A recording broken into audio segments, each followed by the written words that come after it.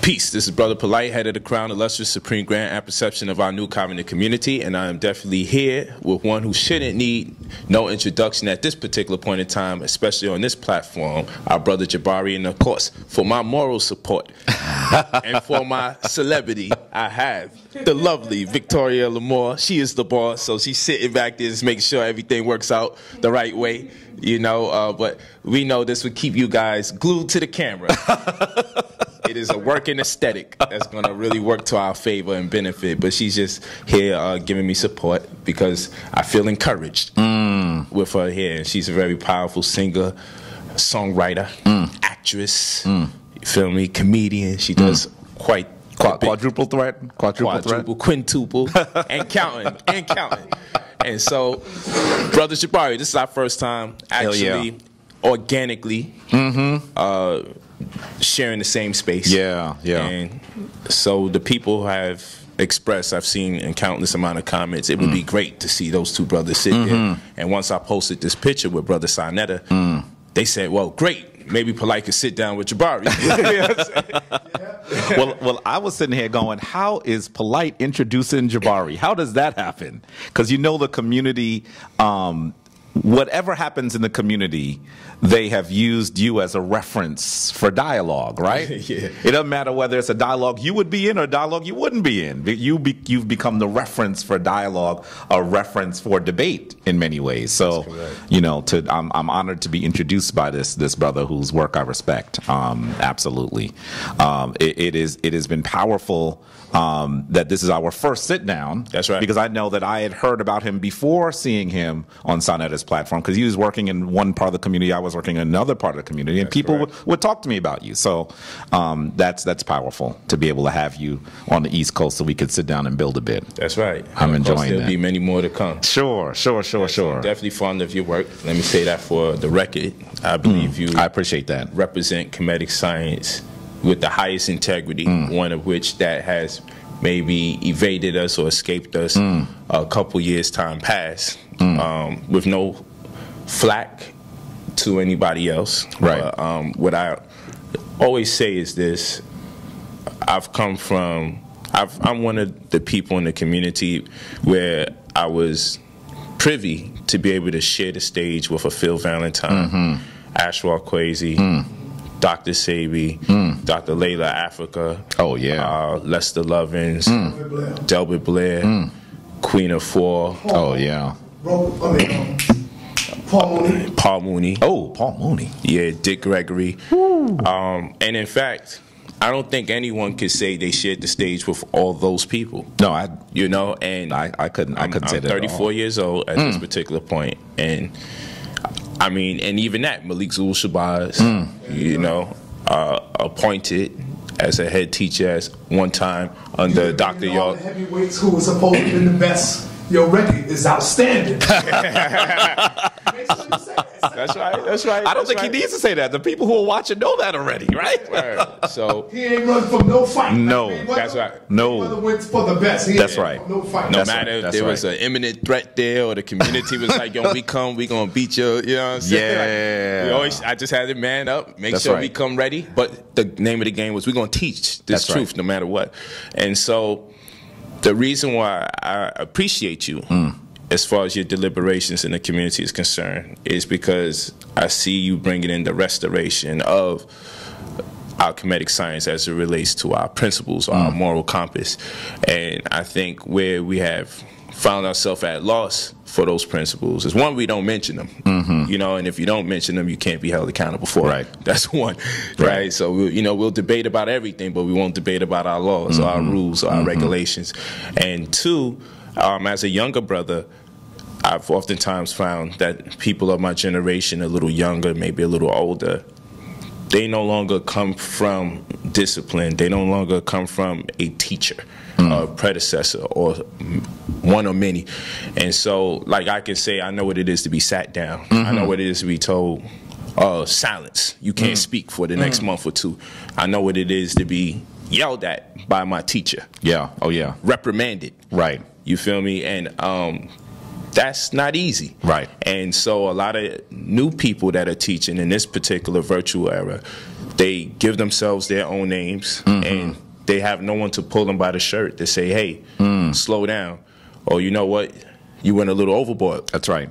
They are their own teacher. So in that sense, we've been bastardized as student teachers because we're not coming from a discipline. You know, there were, previous to this generation, there were organizational folks. So whether it was Dr. York or Noble Drew Ali, or Marcus Garvey, Most Honorable Elijah Muhammad, you know, even Stokely Carmichael's. Sure. You know, when we look at these different leaderships, the Father Allah, Clarence 13X, for the Nation of Gods and Earths, those were organizational folds. Right. You know? Right. And so people worked hard in an endeavor to be the student that can contribute to the greater whole. That's right. That's right. And with that comes order, discipline, integrity, self-respect, accountability, edict, accountability, rules, regulations. That's right. And then you have points of reference. Right. I want to be like that teacher. Or I love what this teacher does. That's right. Or man, I don't know if I want to get in that deep. He has a great deal of responsibility. Right. And so now we're in the era of the lecturer. He stands one and alone by himself, self-created for the most part, self-appointed for the most part, and then sometimes that creates a false sense of entitlement and a lack of the ability to appreciate criticism without feeling like someone's attempting to destroy them. Right? And that's where I feel the community is at loss. And then when I see you teach, I say, man, well, there's an elder. You know, you're not that old, but elder in contrast to our age, right? As far as your wisdom, because you've been around and studied way longer than I've studied. You understand? So when I see you, I say, here's an elder that has discipline and poise, because I've seen brothers challenge you. Oh, yeah. I've seen disrespectful things transpire. And, you know, sometimes you G-check, and you G-check without all without the malicious intent. You G-check when it's warranted. But I haven't seen you come out of character. I've seen you maintain your poise, and that we don't see from teachers today. They either want to be gangsters that they never were on the streets, right? Yeah. Or their vulgarity is just excessive, you know? And so when I watch, I say, man, this guy is what we need, because hopefully there are young people that appreciate what you do, and then they'll emulate your style, you know? And if we had more brothers such as yourself, then we'd be in order. But a lot of the elders no longer are in the fold, or maybe younger people are not as receptive to them. And that puts us in a quandary as to what the future of our community looks like. Because if we follow the young guy who doesn't have to be, who's above or beyond reproach, who can't be reprimanded, who can't be criticized, and the attitude is F you, F the elders and everything, which we've heard. Then what does that do, you know, for the next generation? You know, and that's what I fear. And that's why I appreciate you, my brother. I think you represent what you teach about. In the highest capacity, and is very necessary and very timely considering some of the recent events in our community. So that's why I appreciate I can't say I'm as honored as I possibly can be hearing that for someone who I respect and have respected from afar for a long time. And I think that whenever I hear you speak, you say some things that are quite insightful, that perhaps I hadn't even considered in the way that you framed it. But I would absolutely say that the era as you've described it is exactly where we are. And it is a challenge. You know, I think both of us have come out of institutions. That's correct. And coming out of an institution, you are absolutely correct. It meant that you would have to sit sometimes. Even when you thought you were ready, sometimes they would say, guess what, you're not. That's a fact. And you would have to sit. I was just having a conversation with Brother Ankh just today, where he said, had you read Martin Barnell's work? And I said, of course I had. I debated him in college. Oh, wow. He said, how did that go? I said, I was absolutely, he wiped the floor with me and then he thanked me for having the courage to get the floor wiped with me and then wiped the floor with me again. That footage, I'm so happy that there's no footage of that, Sa, because all the people in the room knew that I got the floor wiped with me. They liked me and respected me enough not to just say, man, are you in pain? We need a first aid kit. They just said, oh, brother, you gave it a good try, you know, because he wiped the floor with me in the middle of Africana Studies. Wow. What made me think that I could stand and talk to him? Yeah, I saw him. He's a European scholar that was talking about African principles, and I didn't think that he should be able to. So I challenged him. And on a certain level, even at this age, at nearly 46, I understood what I was trying to do. I was not ready to even sit in his classroom, much less stand at a podium with him. And he said it politely. It was correct. Right. I was not ready. I was at least 10 years before I'd be ready to stand and talk with him and have an intelligible conversation. So that happens. And then after I did that and was licking my wounds, it was someone like a Dr. James Turner at Cornell that would pull me aside. And, you know, I think Dr. Clark heard about my whooping. and was nicer to me than normal, because we had a tough love kind of thing sometimes. He would slap me in the head, literally slap me in the head. He would, you know, he would tell me, you have to be better. You had to read all this. The classes you're taking are wrong. You gotta. So that was my orientation. And then coming out of college and then entering into the Kemetic spiritual tradition, first at Asar-Set and then most prominently at the Shrine of Ptah with Baba Heru Angsarase Samaj. Even today, he pulls my collar. If I do something that he disagrees with, I'll get a text. I will get it. Sometimes I must be doing something right, because he's probably watching right now, and he would text me right now. What are you saying? And he acknowledges that I've gotten to a level where I can run my own shrine, but that doesn't mean that because he's my elder that he shouldn't still guide me and correct me. That's what we need. And that's we're talking about being accountable to something. And to someone. And to someone. That's right. Okay, Yeah.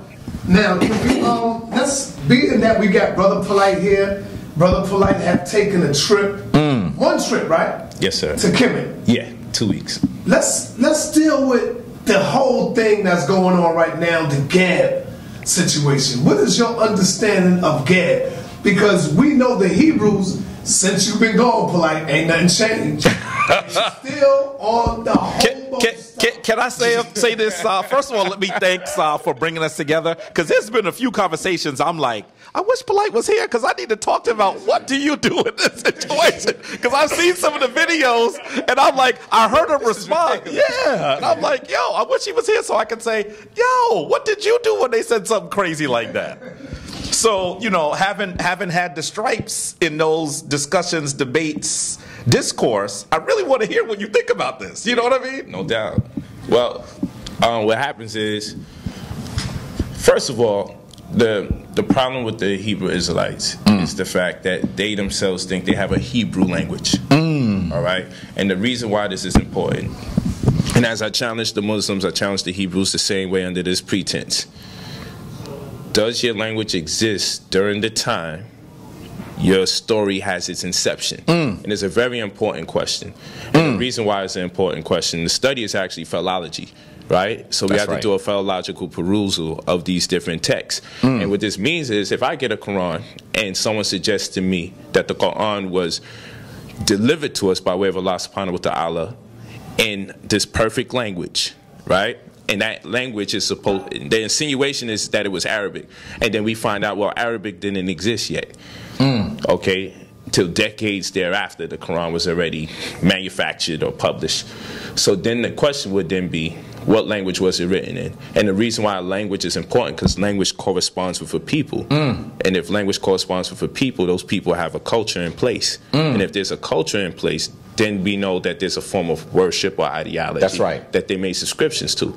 So we deal with philology. Now we have to say, again, why is language so important?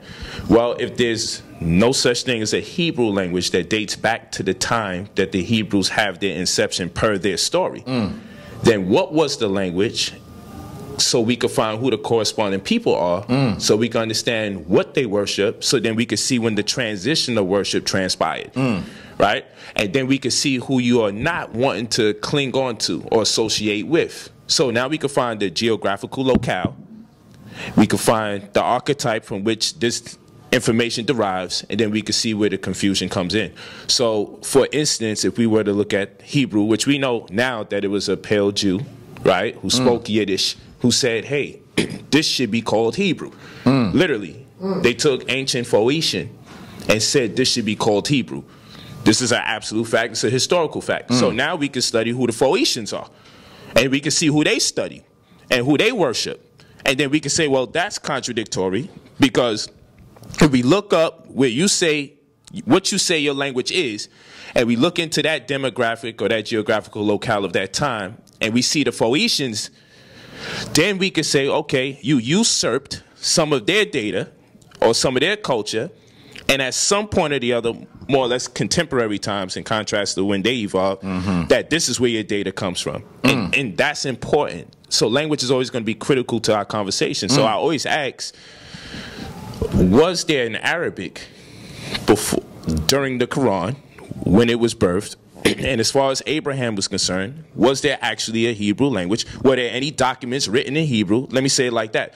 Or were there any instruments or any letters or any documentation of a people speaking about themselves in a context where they identified themselves as Muslims or Hebrews? And the answer is absolutely no. Unless people wrote themselves out of history, and I can always be corrected, and I haven't been yet, unless they wrote themselves out of history during the time of Prophet Muhammad, show me a letter or some kind of political document where trade takes place or when war transpires, where they make mention of Muslims or Hebrews during the time of Muslims and Hebrews at its earliest convention. You won't find a document. And people will identify with different cultures all the time. Oh, man, the Abbasids came over here and took us over. Like, people mention what's taking place throughout history. But these words are never there during the time that these people say that these entities existed, like Abraham.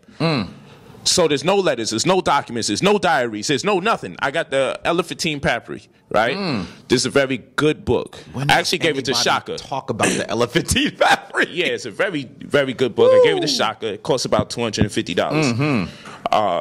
And in that, it's a compilation of different letters and correspondences from different municipalities during that time, so you get insight of the people of that time. Because what we normally do, we say, hey, you know, we're kings and we're queens. And what I like to, and I'm down with all of that, right? Y'all want a water? Yeah, I'll take one.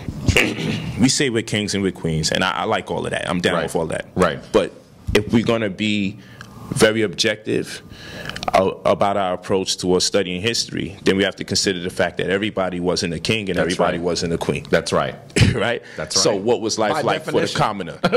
By definition. Right. Everybody's not Jay-Z, everybody's not Oprah. That's right. So what is life like for the average person under those municipalities or under those rulers? And that's why the Elephantine Papyri is a real good book, because you get to read people's letters to each other. They're discussed about laws that took place. It's a dope piece of material to read. And it takes you to Nubia, it takes you to obviously Elephantine Island, it takes you to Abydos. You know, it takes you all through that section. You know, Temple of Philae, it takes you throughout that section right there, you know, works its way all the way up to Libya, actually, when you read those passages or those letters or those correspondences. And for family members who don't know, it is believed often that there was I'm going to say Hebrew, so that you understand who I'm talking about, even though we're still developing who we're talking about. There was a Hebrew enclave at Elephantine at the time, supposedly. Yes, sir. So he's layering stuff. For those of you who haven't heard this or not familiar with it, he's layering some stuff here that you need to really listen to. Yes, and the reason why all of this is so very important, because again, we talking about the Geb thing and the homosexuality. That's right.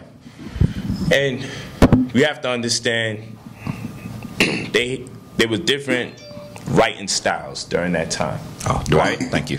And that's why when we spoke of philology, we also have to speak about syntax.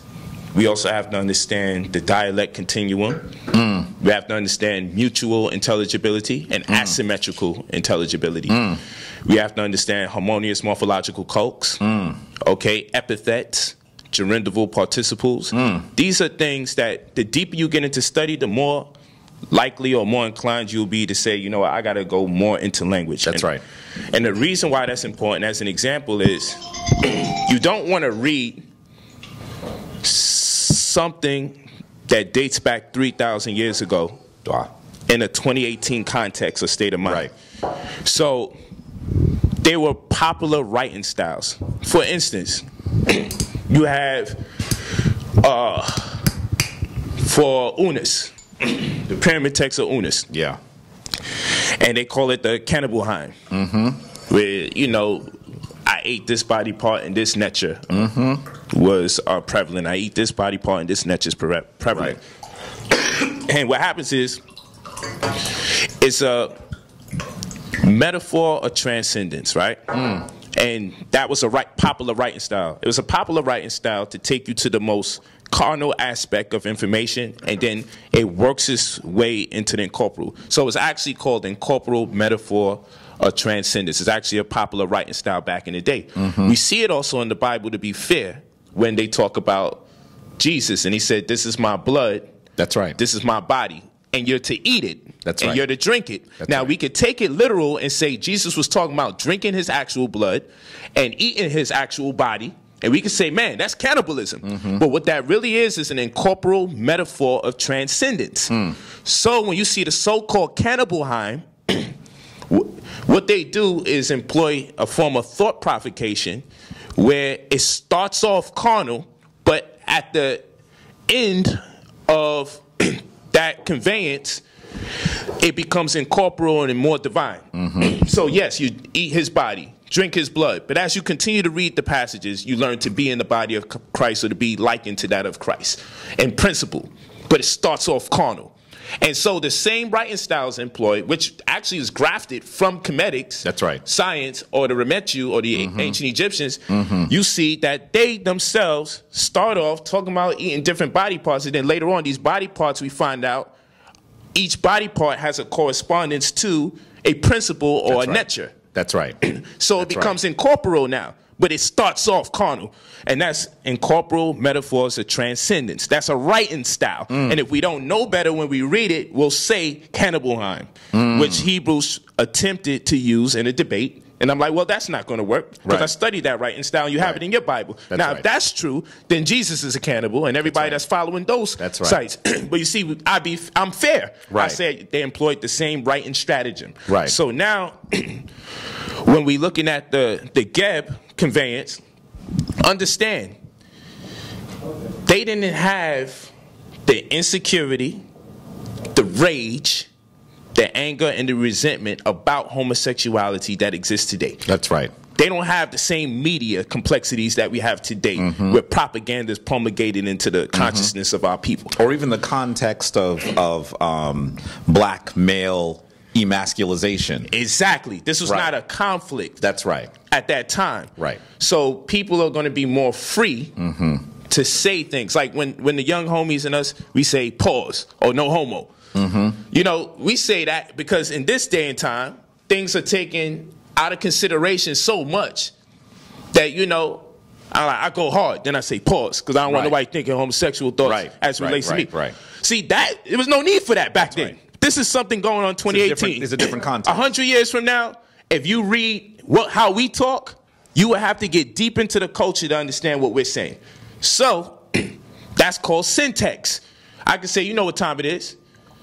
I can read, you know what time it is, but I might have to hear it to see how you present it, because it could be, you know what time it is. Now, I'm not actually asking you what time it is. That's right. That's something I'm asserting.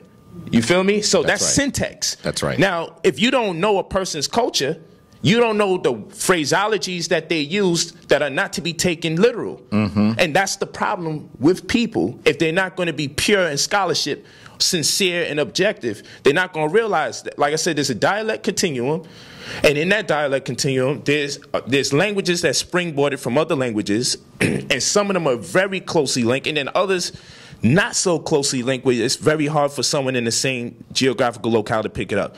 So there's a mutual intelligibility where everybody could kind of fix in on what's being said, or someone speaking Makribi can also understand somebody speaking Fusha. And then there's the other thing where somebody speaking Amharic may not be able to understand someone speaking Makribi. So that's asymmetrical. So that's in a dialect continuum. This is the land. Some languages are more closely together, some are further apart. And then you have gerundival participles. And then these are a combination of adjectives and verbs, right? So we learned that Jesus was a Muhammad, right? And in fact, earlier Christians called on Allah. Okay, first, if we study the Peshitta in the New Testament, which was not originally written in Greek, heard that one. But in Syriac, got to go back to that. Go back to the Ali Muhammad debate. Yeah. Go back to the Ali Muhammad debate. In the New Testament, many would like to believe that it's written in Greek. But if you go into the earliest New Testament, called the Peshitta, is written in Syriac, and in that tongue, Christians called on Allah over 100 times. Before Muslims existed, because Muslims are Christians that were rebellious for political reasons. Yes. Okay? So, if we don't do our philology, if we don't do a comparative linguistic study, we will never come to the conclusion that the gerundival participle, which they call an epithet, Muhammad, was rendered onto anyone who was considered to be one who brought in gratitude, or one who was due gratitude. That's right. Okay, so Jesus would have been considered a Muhammad, because Muhammad is an epithet, not a name that was exclusive and designated to this one person who did something great or glorious. And so Christians, on their coinage, had crosses on one side and Muhammad's name on the other, but not acknowledging Muhammad of the Muslims, but acknowledging Christ as Muhammad. Because Muslims are Christians in their inception. Okay, and that's why when dealing with scholarship, we have to study coinage. Coinage is not going to lie like other people do. Okay, coinage is not going to lie. So we study coinage as a point of reference, because that's what people use to spend their money. And normally, what you use for currency, there's some kind of subtle intimation about what you believe in. Like in our paper money says, "In God we trust," but then we also see pyramids there. Right. You feel me? Then we see eagles. We see all sorts of symbols on our currency, and that's not nothing new. So even we go into ancient cultures, we study their coinage, because we can. It intimates at what these people believed in during a certain time of whoever was ruling. We'll see what was the most prevalent force or belief system or culture. So, you know, when we go back to Geb, the problem with that situation is this. People don't take the time out to say, what state of mind were those individuals in during that time, and to understand, don't impose the cultural nuances of contemporary time on the people of ancient times, because you feel a way about homosexuality. And you wouldn't use certain stratagems linguistically to identify with an occurrence. Don't impose that on another people who that sickness hasn't been imparted by. You know, the pathology doesn't exist then. So if we remove ourselves from the insecurities about homosexuality and everything, and people are more free to communicate their thoughts and their ideas, what might we convey without those restrictions? Even today, there are things we will not do in fear that we may be miscalculated or misrepresented before the media or before other people. This, like when I said, there's animals living in the hood. Two different communications. Some people received it and said, what the hell? And I'm saying the people who didn't like it, they call black people mother effers, bitches, whores, all sorts of things. But for some reason, they didn't want to call them animals. I said, okay, we could do that. But then there was another group of people where I was speaking their narrative. And their narrative was, when we in the hood, we say, I go beast mode. Or we call someone else a bitch, a female dog. You know what I'm saying? Or, nigga, I go ape. You feel me? Like, this is what brothers and sisters say in the community. So they identify with the animal. Or they even say, I go animal. Right? So I said that, coming from that persuasion and that understanding, and those who may be a little disconnected from that culture, said to themselves, well, you should know better than to call people animals. But I was speaking from a context or a syntax that was relevant to people of that demographic. So when I said it, there was no misunderstanding. So people are like, oh, they should never allow them in the hood again. Every time we communicate with our Hebrew brothers, almost every time, when they get in their behinds kicked, when all else fails, That's right. let's spread some homosexual propaganda. And the reality is, if you want to find some homosexuality in someone's religious corpus, we could go in that Bible. Yes, we could. And it's not going to be no misunderstanding. Yes, we could. Dude's hands going up other people's garments, everything. Right. We're going to see that. You know, and even King James himself, with his worshiping of fairies, Princess Diane, and everything that I showed. It's okay, though. We don't bother you. But if you don't afford us the opportunity to at least say, hey, this is a misunderstanding. Let's put this on the table and consider this. Don't run off as though we didn't give you a detailed or great elaboration about what was taking place that's consistent with the thought process of those people at that time. That's right. Based on proper syntax, based on proper linguistic evaluation, not something that's personal, not something that's emotional, but something that's realistic. Right. And furthermore, when they did that, they pulled up some homosexual context and pulled it out of the book Breathing Conception. It's a book that I own, costs over $500. And I had to correct them. If you go back to the tapes,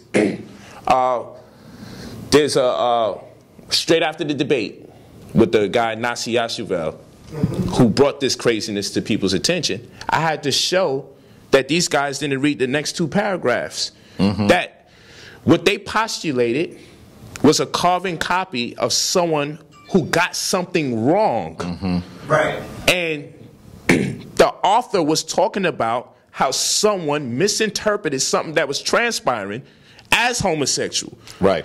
And they took that and read it and said, oh, you see, this is homosexual. But the author was talking about a previous author making that mistake for a poor linguistic evaluation. And then I would show you 2 paragraphs after that it was clarified by the same author who cited the other author for being wrong. In the same text. In the same text. It's called Breathing Conceptions. Yeah. So I have the book. So I'm like, okay, let's look this thing over. And I'm like, I don't know if they do these things on purpose. Yes, they do. Or if they just skim through and hopefully they find something. Well, part of it is, though, that this is Google scholarship. Yes, it is. And let me say this. Yeah. The reason why it was Google scholarship, if you go back to that debate, the homosexual words and everything is highlighted yellow. If you go online and you download PDFs, or you go to PDFs online and you type in a keyword, the keywords are highlighted yellow. That's right. So it definitely was Google scholarship. It's Google scholarship. Where I have the actual book. That's right. Because they don't let you get the whole book online. That's right. That's right. So I spent the $500 for it. Now here's a bunch of Hebrews, grown men, can't put their bread together just to get that book.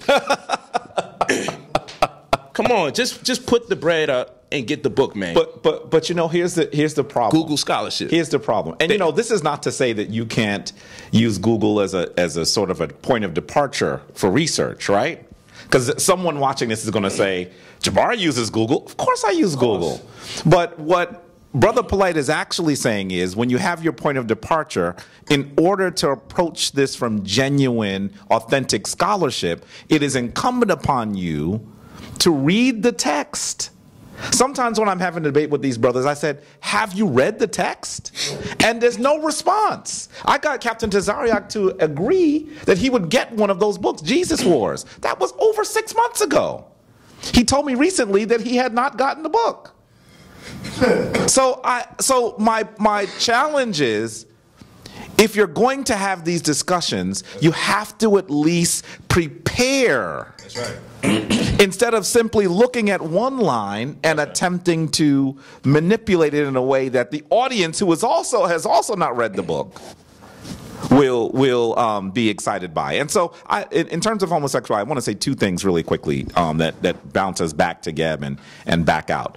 We have people that are so uncomfortable with the concept of homosexuality that they even acknowledge that they have mislabeled it.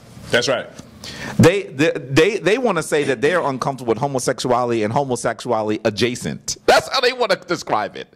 Because honestly, even in the papyrus that they're describing, we are talking about one entity and his own seed.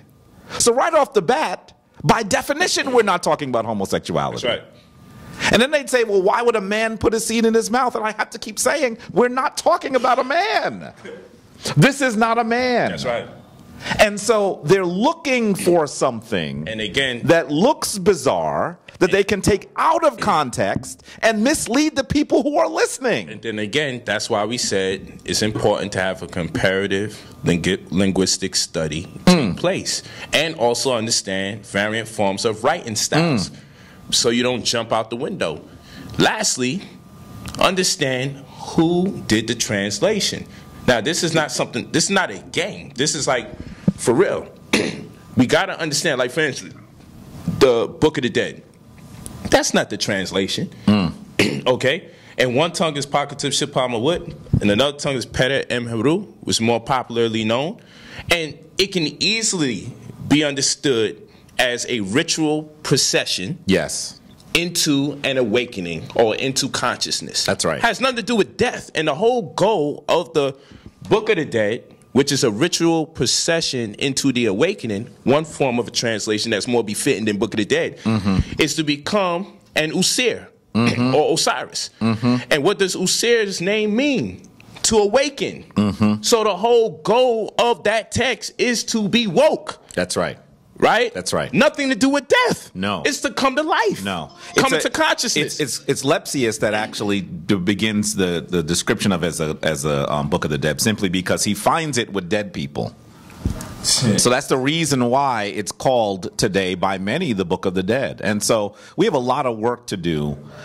And it's a hard thing to do, and sometimes I even get beat up for it, and I understand why I'm getting beat up. But I try to explain it to folks because when we're having these debates, we have to switch between debating and teaching because the audience hasn't read, for the most part, some of the things that we're discussing, and the people who are misrepresenting and really mangling some of the things that they're reading haven't really read either.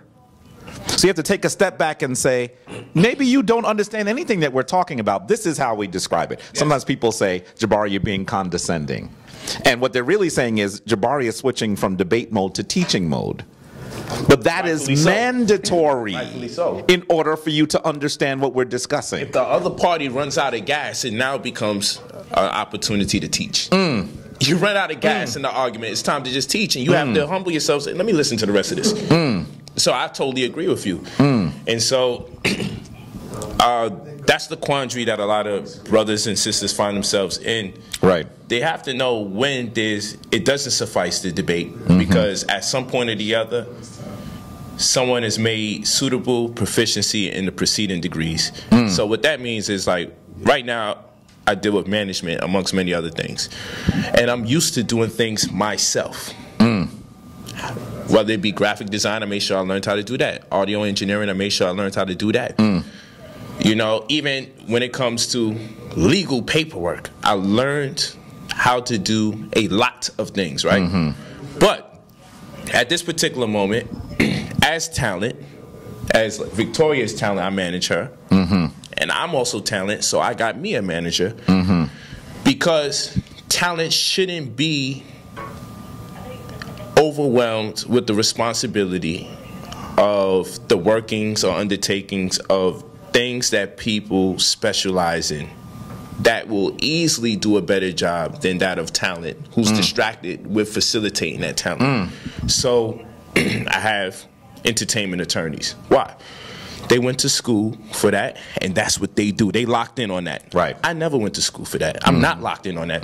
I can read a few things, but I have to humble myself and say, you know what? At some point, I've exhausted my resources intellectually and how much I can be of use to myself in that particular capacity. I need to hire a publicist. I need to hire an agent. I need to hire a manager. I need to hire attorneys. Right. You know, people say, how you got attorneys if you know the law? I ain't say I know all forms of law. And these people are people that have made suitable proficiency in the preceding degrees in that particular capacity. So I have to render on to them the responsibility to do things in my better interest because humbly I understand that they know more than me than I would even be able to profess verbally, because that's their skill set and trade. That's their forte. Right. That is their profession. Okay? In that same manner, there's a point in conversation where you have to know there's nothing wrong with saying, you know what? They just took me in deep water. I disagree with that culture, but then there's certain parts, like if I'm talking to a brother, Hebrew Israelite, if he takes me somewhere where I say, man, this demands some years of study and attention too, then I'm going to allow him to teach. Right. And then I can only graft ideas or interrogatives out of what he says, out of respect for myself and integrity as far as a scholar, that he just took me somewhere where I've had no interest particularly, or may not have known it was a point of interest until now. Let him talk. And if it's necessary, if it suffices, well, I disagree with that. It would have to be based on common sense or logic, but not based on content, because he's taking me somewhere I haven't even read. Right.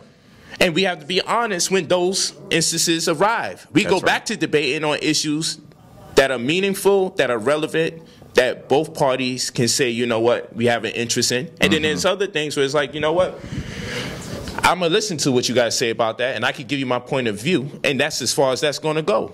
You know, and that's where the dishonesty and the lack of genuineness comes from with other people. Like, if one were to listen to me long enough, you would know I'm not making this stuff up at the drop of a hat. I took some time out to study this stuff because I'm interested in it. That's right. I dropped out of school. I didn't even go to school to be interested in these things. En route to being conscious and wanting to partake in conversation and be equipped to communicate or repudiate someone's claims, I kept building up. I kept saying, yo, I got to study this now. That's right. Dang, now I got to study this. And that's just my zeal for knowledge. So if I sit here and I listen to you and you speaking, then I got to say at some point or the other, this man took some kind of time out. No matter how much years of schooling you have, it's clear you endowed yourself with the responsibility. You commissioned yourself to study more than what was required of you in school, obviously because your own personal quest for the information. Your own perspective, your own understanding said, you know what, I need to go here. That's right. This wasn't warranted, this wasn't asked of me, but I personally need to know that. And so when we get to that point in conversation, that's where the blessing comes in. Right. Because that's your personal journey, and the way that you mold it and you wrap it, most likely we're going to hear a unique persuasion or perspective or execution of material that sincerely was compiled, so it will be in a better position to assimilate or process it. And those are the teaching points where it's like, you know what, let's not even talk. Right. Let him go in his zone. Right. Let me see if I can take a note or two. That's right. That's right.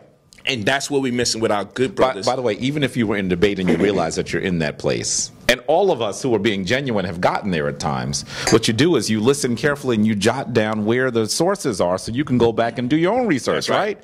Now, that's not something that we often see from folks that are unfortunately in the Hebrew Israelite community. I will say that the one brother that does that extensively, who I still am in the midst of disagreements with, is Brother Zion Lex. At the very least, I will have to say, and he gets on me all the time when I chastise him on videos and stuff, and I think I chastise him rightfully. The one thing I will say is that he'll go back and he'll read what you were talking about. He may not always understand it because he hasn't read that much more, but he's doing the reading, and you have to respect that. You know, in my recent conversation with Captain Tazariak, he actually asked about a papyrus supposedly where one of the Kemetic deities rapes his daughter. And I said, I am not familiar with that. When is it from? And he says, well, I don't want to get into that. After we're off the air, what does he say? Well, I'm very clear that it's a Ptolemaic text. That's what he says off air. And he said, I knew if I had said that, you would have said, well, that obviously was something written by the Greeks who had very little understanding of Kemetic ideology, cosmology. And I said, well, if you were being honest, you would have had to do that. That's correct. That's correct. So when you're having a debate and someone's not willing to be honest, right? Propaganda, right? Let the people chew on it, knowing that exactly everyone doesn't use methodology. That's right. Or knows, like I suggest, Robert's Rules of Conduct. This is a real good book that helps teach you positioning for debating. That's right. Robert's Rules of Conduct, and everybody doesn't know these things. So hey, this gay thing is out there. Yeah. Then people go, oh, I wonder how you're gonna respond. Right. And the only thing you could do is, okay, where's it from? Where's it at? And then some people in their inexperience will say, oh man, that was a weak response. But first we got to, who wrote it? Like when I did the debate with the brother Tazariak, he pulled out a book and was like, look, you see, even the white man says this, that, and the third here, and I'm here like, oh man, we got to set this debate structure up a little bit more tighter. But when I go up there, I make it clear, who's the author? Right. And who said he has the final word? How much years of study did he get into? You know, when we pull out a book and we extract references from it, part of the research is on the person who conveyed the information or the people, because most times if it's a scholarly work, there's a compilation of several people's works in order for them to present that publication. That's right. They had to go to a paleontologist for this information. They had to go to a geneticist for this information. They had to go to archaeologists for this information. By definition, that's scholarship. And that's so when you say, hey, even this white man says this about Kemet, right? I'm like, now who is he? Has he done any field research? Right. What compilation of data, if any, has he compiled? Why are we so excited about this guy? And so, you know, when I looked this guy up, I'm like, it was just an opinion-based book. Yeah. He found a book that agrees with him, and he just pulled it out. And I'm like, that's not the scholarly method. No. You know, and this is why under the convention of other forums, you actually have to present your resources before you go up there. That's right. And this is just like in law, where you know what? There's some accusations. If you get past the first go, then the next go is going to be this. It's called discovery. That's right. And no one's going to be bombarded or caught off guard in the middle of the court, because if you do that, the judge will be like, well, how come you didn't present this earlier? Omit that. Everybody strike that from the record. That's right. Pretend you never heard it before. That's right. You can't catch the other side off guard. That's right. With an accusation. They have to have a chance to evaluate your claim. Exactly. And the judge has to say, when it's under review, you know what? This is too weak for us to even have a conversation about. That's right. We're not even going to have a conversation about this. The evidence is too weak. The accusation is ridiculous. And there's nothing here in discovery that makes it relevant. So that's law. But even in debates, and when I bring this up every time in the background, yo, tell me what you're accusing me of. I'll tell you what I'm accusing you of. That's right. We'll put our references here, our books forward, and they think this is some kind of cheat. No, you find out when we get there. Right. That's what they do. And I'm like, what's wrong with you? Now listen, so the family has heard that I actually studied Lincoln Douglas debate in college, right? And I'm going to tell you right off the bat, in that debate format, often both sides have the same resources. And if you pull a resource that is not in the accepted a pool of citations, of documents, then what happens is you are disqualified. I hear that. And so that's the way that it works. As a Lincoln Douglas debater, I'd have a partner. We would have a group of articles. They would have the same group of articles. And in those articles, some of them were tabbed pro and some were tabbed con, right? And so they knew what you could pull from. And the reason why they did that is because you want both sides to be able to intelligibly describe whether there's a rationale to the argument. But if someone is unable to verify the document that you're pulling, then that document should not be used in intelligible discussion. Because the discussion is not simply about enticing an audience. That's right. The discussion is about pulling intelligible discussion. Dig it. So that's the part that makes it very interesting. And I think that's where we have to go. It's hard. So, yes. It's hard. So they basically have you in a street fight. Yes. Like, yo, you know, I know the way this shit goes. And let me say two things about this too. Here's the part, Polight, that I think that is amazing, and I think you might find this interesting too. Yeah, it is getting hot. You might find this interesting too. I mean, think about this. They have said that people whose traditions are based on those of ancient Kemet, that in some way we're soft or gay. And the thing that I find so interesting is, here's Brother Polight. He's having a conversation with his brother, and he says, no, I want my wife to be in the room. When you see us, you see the sisters that undergird us. It's a fact. You will never find just a group of Kemetic brothers by themselves. Never. But I struggle to find. I mean, I've been struggling. Women in the Hebrew Israelite tradition that are with them when they're having these engagements. That's right. So how in the world could you call me gay when you see my wife? You see the women that are important in our tradition, really? All I ever do is see you with dudes. This is true. And so that part of it is always really bizarre to me, that they've been able to spin something that just on the face of it doesn't make sense. I got to get this clip where Shaka got Tazariak to admit that he kissed his fellow Hebrew Israelite brothers. That's right. That's right. Only because it was in the scripture. Right. Shaka funny on that one. And the other part of it is this too. So not only do they make this bizarre claim that everyone and their mother could tell is not true. It's a bizarre claim, right? The other part of it is this. Maybe this is because I'm clergy, right? Because I'm a priest. I don't engage in punching down. That's right. And I have not seen, and some people in our community are going to disagree with me on this, I have not seen that there is an organized group of people who are in the homosexual community that are attempting to destroy me. Why do we spend so much time talking about? We have some real problems. Yes, and normally we spend a lot of time talking about them. And normally the people that are so uptight about homosexuality so consistently are the ones who are in fear of their own sexuality. Yes. Because it just doesn't bother me. Yes. It doesn't bother me. I know what it is. I understand it. I don't identify with it in my own personal life. Right. And that's as far as that's going to go. That's right. Now, we're going to have a conversation about it. We can do that. Right. But we're not going to bring this up in any conversation as a form of filibuster or ad hominem just to try to degrade or just to attempt to degrade another brother. I'm not with that at all. And that's why when I look at it, a lot of this is about maturity. And then when you look at Kemetic scholars, we have to be for real. Our vocabulary, the nomenclature that we use or we graft ideas from is far more expansive on more times than less when we speak to people of other communities. We're a very literate community.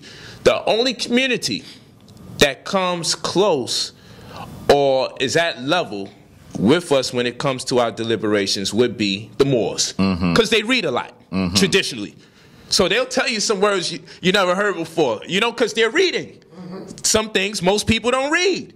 And so I give them that. They are a literate community, so they can go further than most people in conversation, right? And when you're more literate, you become more poised because you have more words to use to communicate your ideas. Yes. When you run out of gas, right? Then you hear the engine, you hear the struggle. And that would be reminiscent to all the vulgarity, the profanity that the brothers use. Yeah. And hey, use the semantics. And I had to tell my brother, like, yo, you know, you guys traditionally take that word out of context. That's right. Like, they don't even know. Like, the term semantic is a pejorative term for some reason, right? Yes, it's like, I mean, I'm like, man. Words have meanings. You just blurt out semantics. And I'm like, I got to take the time out to see what this word means again.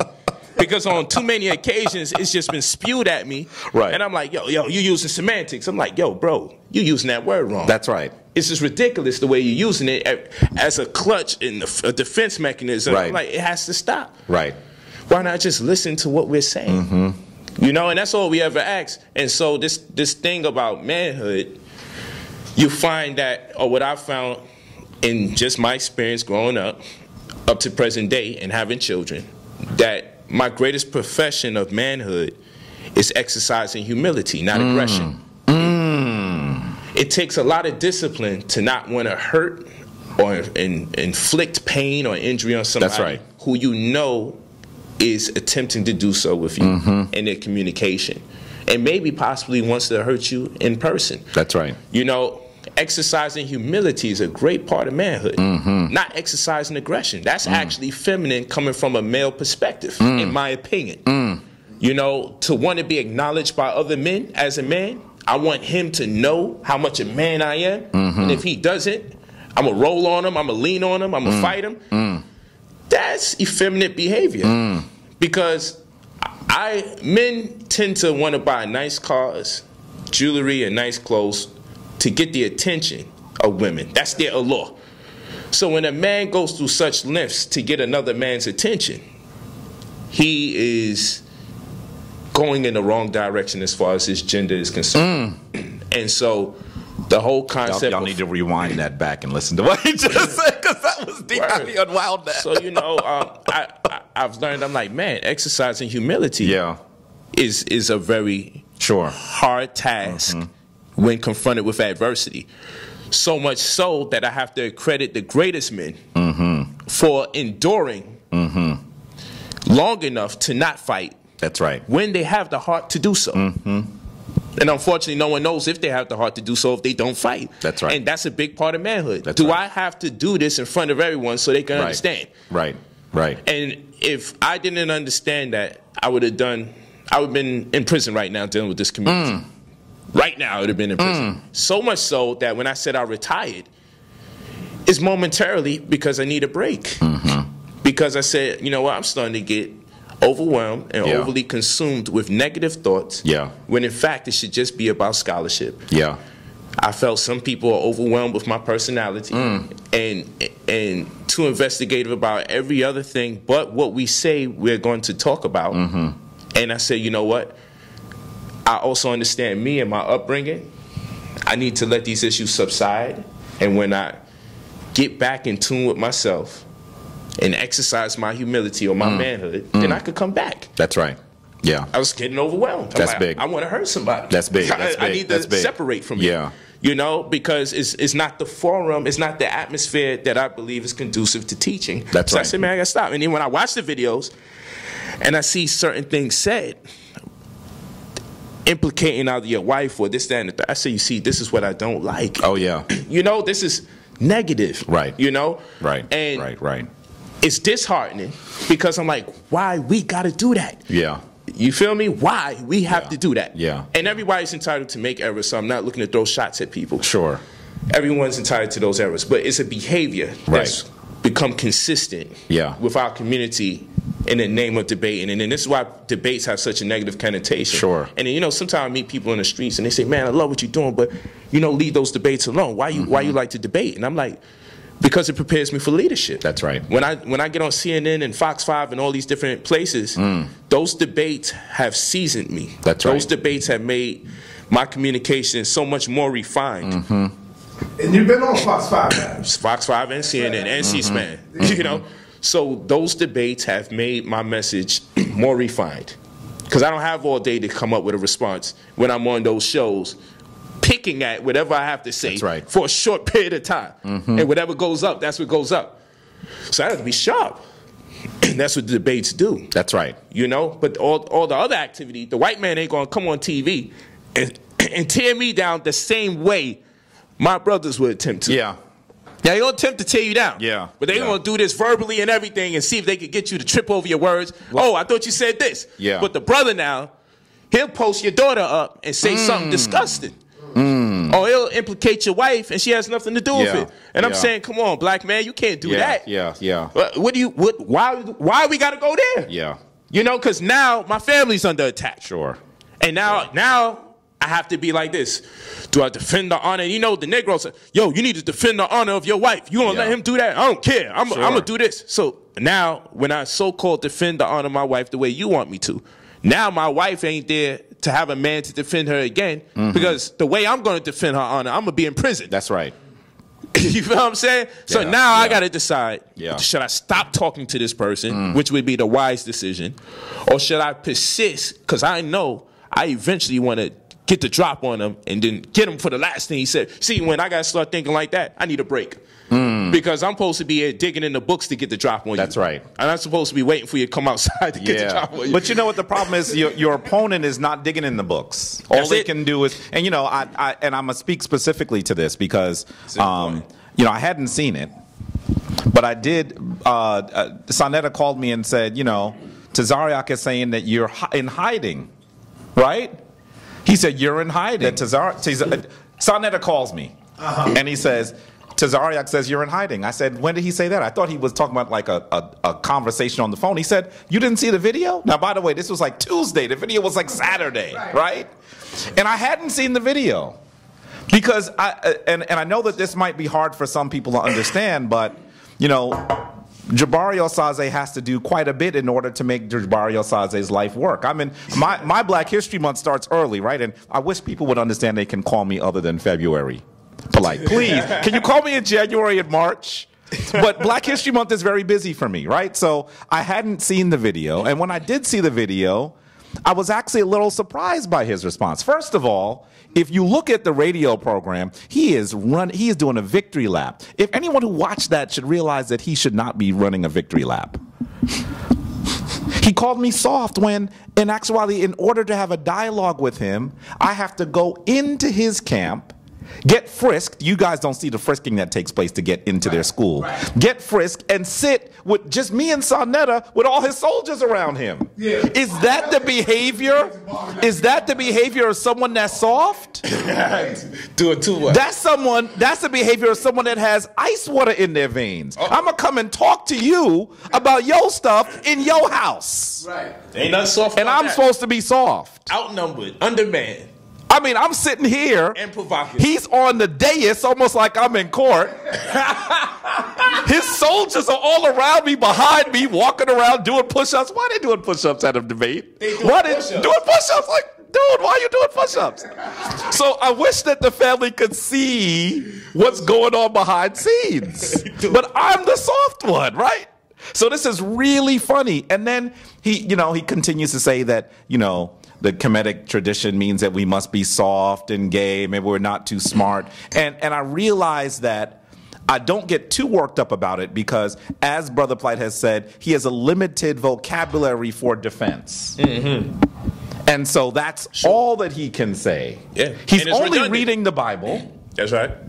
And he's not preparing his mind to understand all of those things that take place around it. So, we're talking about morally, historically, linguistically, none of it. All we have to ask is honestly whether you're fans of the Hebrews or not. Because you can still be fans. All we ever have to ask, have they ever argued with scholarship? The average person out there can tell you, out of everybody that presents information in the community, have you ever been awed? Have you ever been in a space where you're like, wow. That brother did some real research. Man, did you see what he just taught? I'm not talking about all the using the words like faggots and pussy and, you know, I'm not talking that stuff. I'm talking like really, man, this brother been buying books, reading books, you know, and this is another reason why I had retired, because I thought it wasn't fair that I would go through such lengths that I would go to the country in question as a young author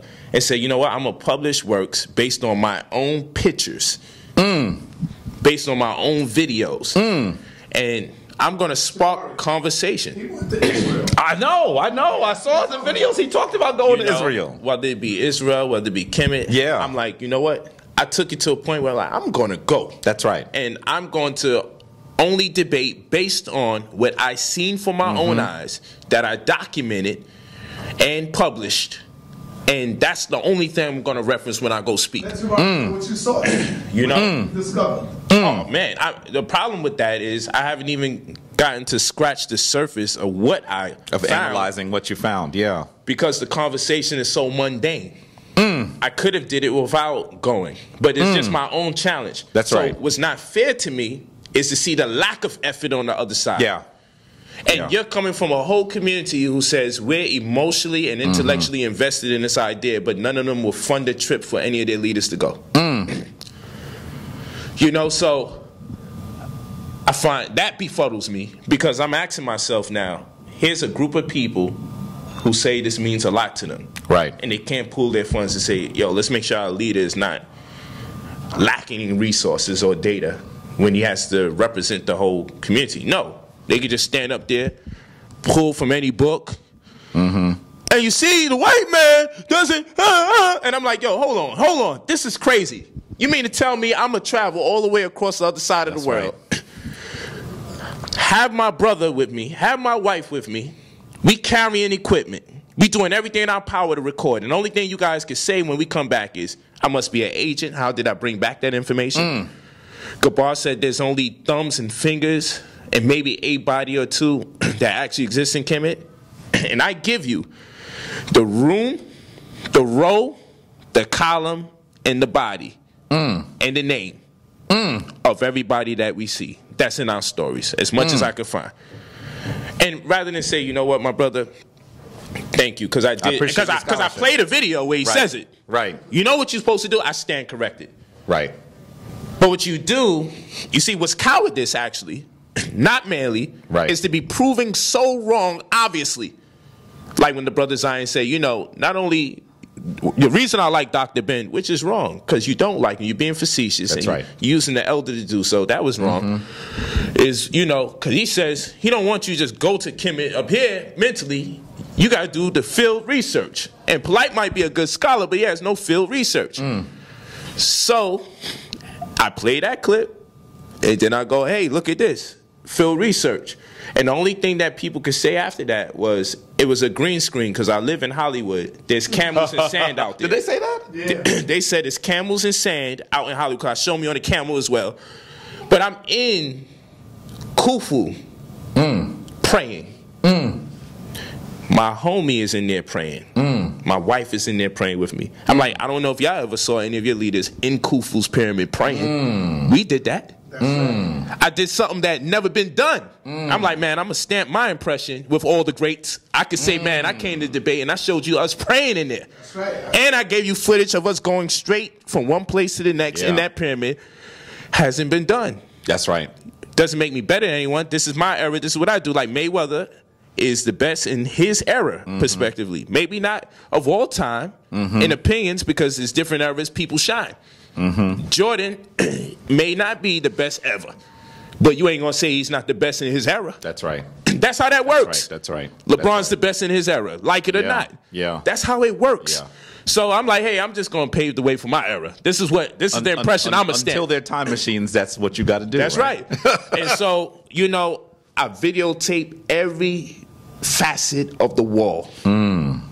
Unis, Pepe, Teti. I videotape everything we can slowly. Talking about the pyramid tax. Yeah, take pictures of everything. And I'm like, you know what I can actually say? These are in my possession. I took them myself. That's right.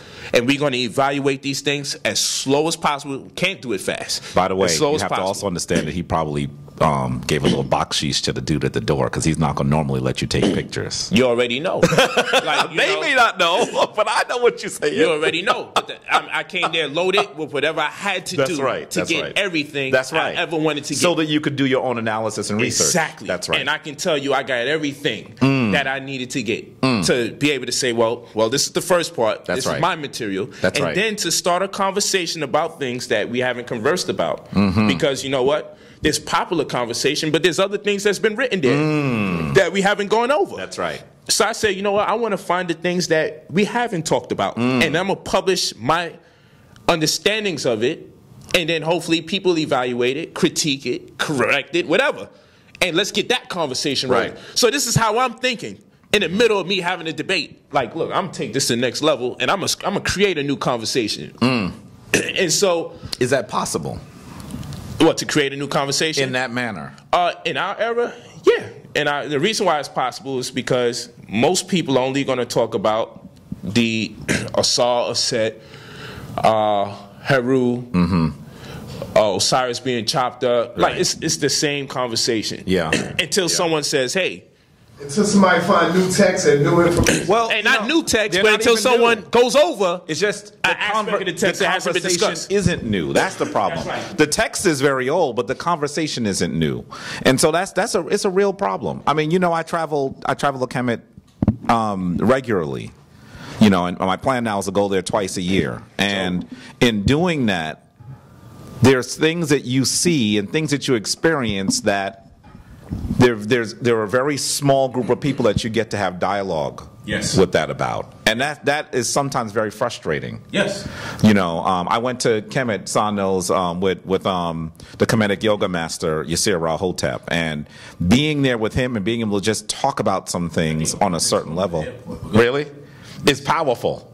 It's powerful to be able to talk to people who are scholars and practitioners, right?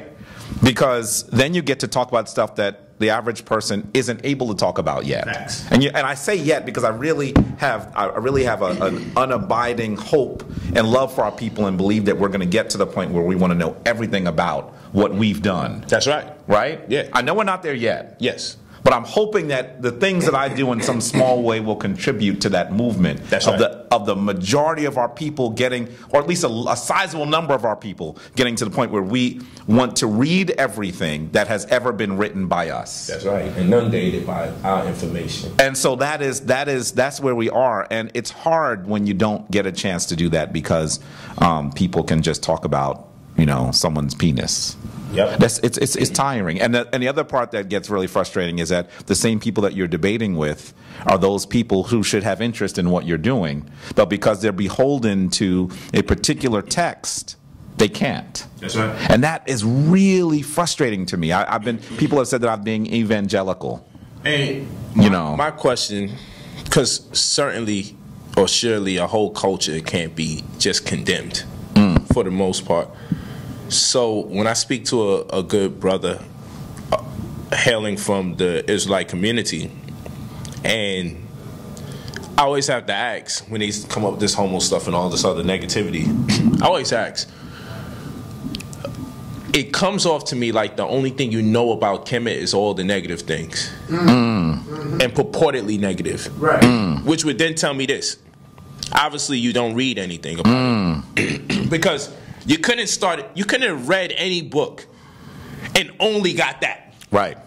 So it's clear you're not doing research. Even those books from scholars that want to challenge some things. Yes. I said this to Zion Lex about his use of Michael Rice. Because I believe that he's read some of his work. I believe he has. But the reality is Michael Rice wasn't making the claim that he said that Michael Rice was making. This is what happens quite often. So, that part is really, it's a challenge, because... And that's the dope part about us. We'll read enough to know, hold on, that's not what that author was conveying. Right.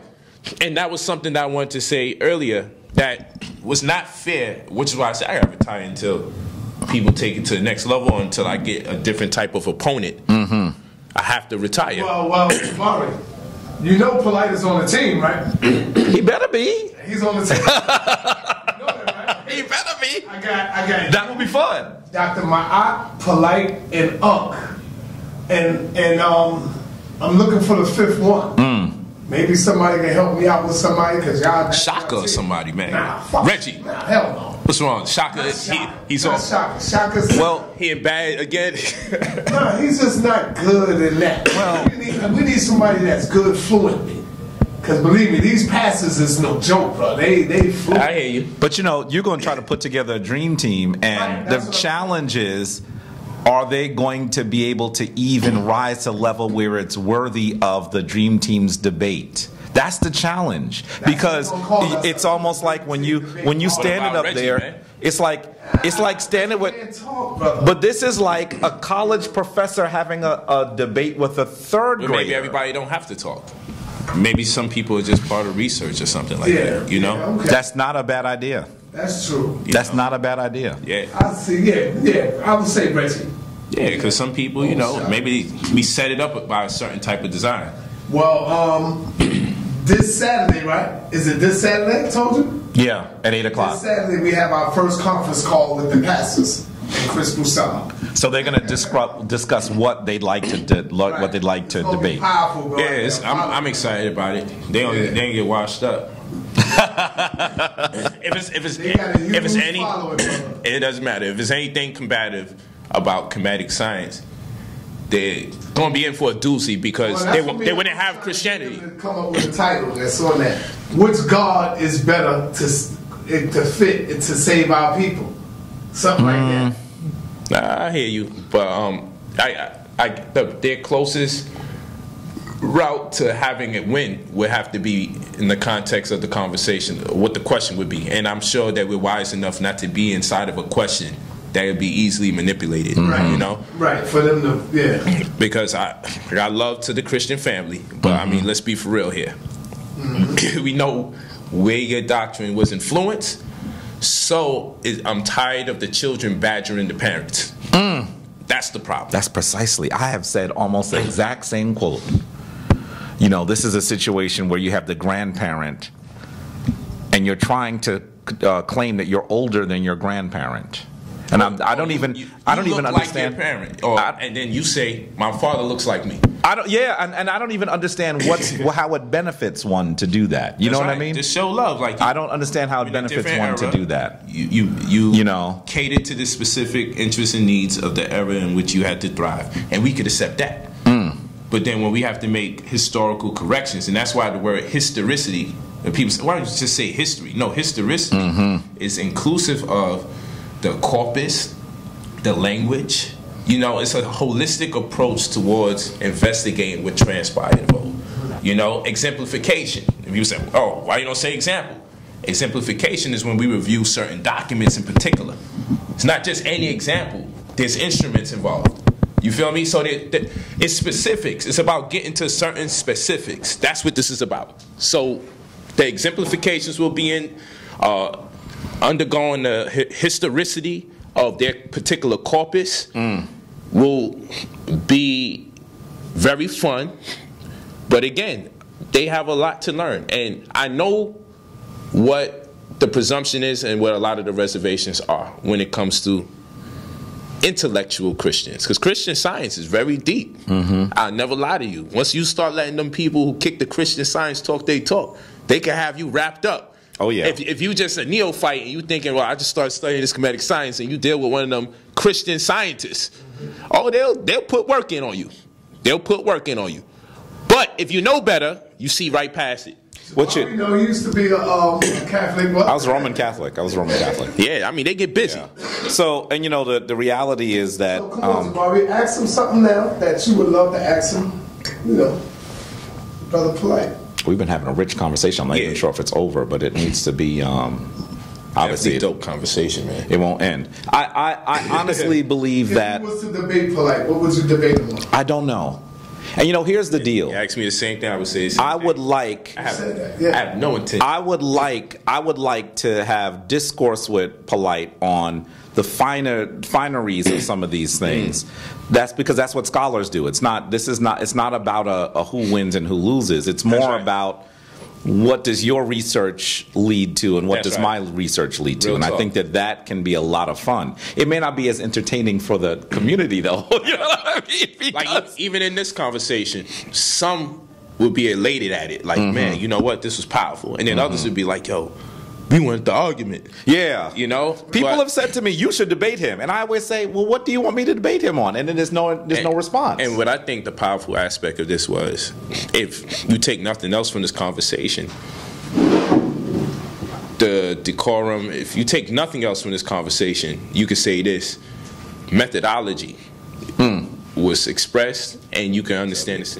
Because when I was listening to him break down his debate days and his background, you know, I'm like, man, that explanation is so necessary. And the reason why that's the case, because in listening to this interview, you can then understand the frustration that we don't express. And then you have to question the expression and the anxiety. You have to question the anxiety of the person we're talking to. Because if you understand what our anxieties are and we're not displaying it, then you have to question, what is this person over anxious about? Because if you missed it, there's a certain methodology that has to be employed when dealing with scholarly undertakings. And if we are pretty much knowing I'm coming into this handicap because we're playing by the rules of people who don't want to do this and take this to the next level. Because I'm going to tell you why they don't want to. Because it would take reading and studying, and you can't microwave years of information. Right. So if we did this the right way, a lot of people wouldn't even be able to be on the camera. And that's I'm not saying that to speak condescendingly about people. I'm not saying that to say, hey, I'm better than every single body. I'm saying I know the amount of time and energy and effort I still put in. That's right. I have a suitcase, and Sai knows this. I always have a suitcase filled with books whenever I travel. Filled with books. I normally have more books than I have underwear. And my family says, if we don't help him pack his underwears, he's going to leave with more books. And I have to go buy them. Go buy some underwear where you are, right? Because I got to have space for my books. Yeah. And then I got to pay about $50 because it's so heavy. It's heavy. It's heavy. Because I never know. Yeah. Something might go down, and I might want to put them on the table. I might want to have a point of reference. I might, then for my own personal study, I still do to this day. Victoria can tell you, I'm always traveling with my books. I would feel naked, and that's why I would leave my underwear before I leave my books, because I feel like I'm missing my drawers if I don't have my books. Feel like I'm missing my tank top if I don't have my books. And I say that to say this. I don't need a debate to challenge me to keep reading. Right. You know, like I'm always studying. Right. I'm always preparing. Right. You know, and not preparing for an argument per se or a diatribe, but I'm very much invested into the information because I sincerely care about it. Seeking knowledge. I believe in it. I know enough about it where I'm so intrigued. I'm like, you know what? I don't think my ancestors made a mistake. They knew where these constellations were. They identified them as even heaven. They gave you the direction of when you pass, go here. That's right. Go here. That's and right. Go here. And I'm like, yo, hold on. This can't be some fairy tale stuff. They're actually accurate. These constellations exist. So I take it serious. Like, well, you know what? They prepared in this lifetime for their exit to live. Then that's what I'm going to do. So I'm constantly studying. That's right. Because I want to make sure in my transition, I'm not baffled. In my transition, I want to make that ritual procession. Someone knocking? Into the awakening. Yes, come in. Hey, what's up? Hey, how are you? So I met Jabari Polight. Oh, wow. How you doing? I got a dude out there, one of the engineers, he want to come in here and paint, so... Oh, he wants to paint? He wants to paint, so I'm going to check out, finish up your joint. I appreciate it. Watching this on Black News 102. I'm security. That's wild. Good to see you, brother. Yeah, good to see you. Good to see you. What's up. Thanks for listening, King. Yeah. Yes, sir. Thank you. Man, see how small the world is, man? Not even small. See how big we are. Yeah. You know what I'm saying? Wow. Brother is security in That's the hotel. amazing. Just can't. That's amazing. That's amazing. So, I mean, imagine how he must feel walking in. What the hell? Yeah. He's like, I know there's something going on there. And then he was like, is that what's going on there? Wow, right? Jabari's another Polight. So crazy. you know what, with reference to that always studying thing, you know what I ended up doing? You see this tablet? I actually have thousands of books on this now. And I was really uncomfortable doing that. Because I used to travel with my books too, and especially when I went when I go to Kemet every year. You know, here I am, I'm leading the tour, and I'm on the bus. And here's the deal. My wife always says to me, you don't need to give them the exact date. And you know what? She's right. Because they don't remember the exact date. I can give them the ballpark. And I know the ballpark. Yeah. But the way Jabari works, I want to give them the exact date. That's right. Some of that I had to relax on a little bit. Yeah, I know. You know what I mean? I'll be that exact date. Yeah, so I would literally be on the bus with 4 books. That's and then I'd say, why didn't I bring the 5th? All the time. And so, you know, it's at the hotel, right? So I had to get to a point where some of what I need I have on here. A lot of what I need I have on here because traveling with it is really, really hard. Man, but this gets to the point where in my phone, you'll be like, man, this is ridiculous. You get to a point where you realize that with all that you read in 1 year, it just tells you that there's a lot more that you need to read the next year. That there is no that the coming to knowledge is not, it's not a destination, it's a process. And so that is both fun and daunting. Yes. You know what I mean? Yes. Because I know that when I sat with some of the greats, some of the stuff that they told me, I had no idea what they were talking about at the time. And I just hope that I'm able to get to a point where not only can I have an intelligible conversation with them as they are now ancestors, but that I'm also at the point where I can spur another young scholar to continue to do research for 30 years. Facts. And that's what they did to me. You know, I've said this. I look at my notes. I sat with John Henry Clark for 5 hours. He would come. We would bring him up to Cornell, right? They both, John Henry Clark and Dr. Ben, taught at Cornell.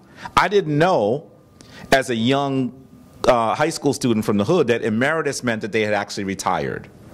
I just saw Professor Emeritus. I said, they're there. The reality is they were no longer there. So I had to actually work with other students to bring them up regularly enough so we could have a relationship with them, right? And we did that. That was successful. But then when they came, half the time they'd be talking about stuff I just didn't understand, because I hadn't prepared myself yet enough to be able to really get into a conversation that was past just the public dialogue that they would have. And now that I'm the one that brought them up, I have the opportunity to actually have that kind of conversation. That's right. That's the beauty of it. And so I look at my notes then, and I didn't understand maybe 30% of what they were saying I understood.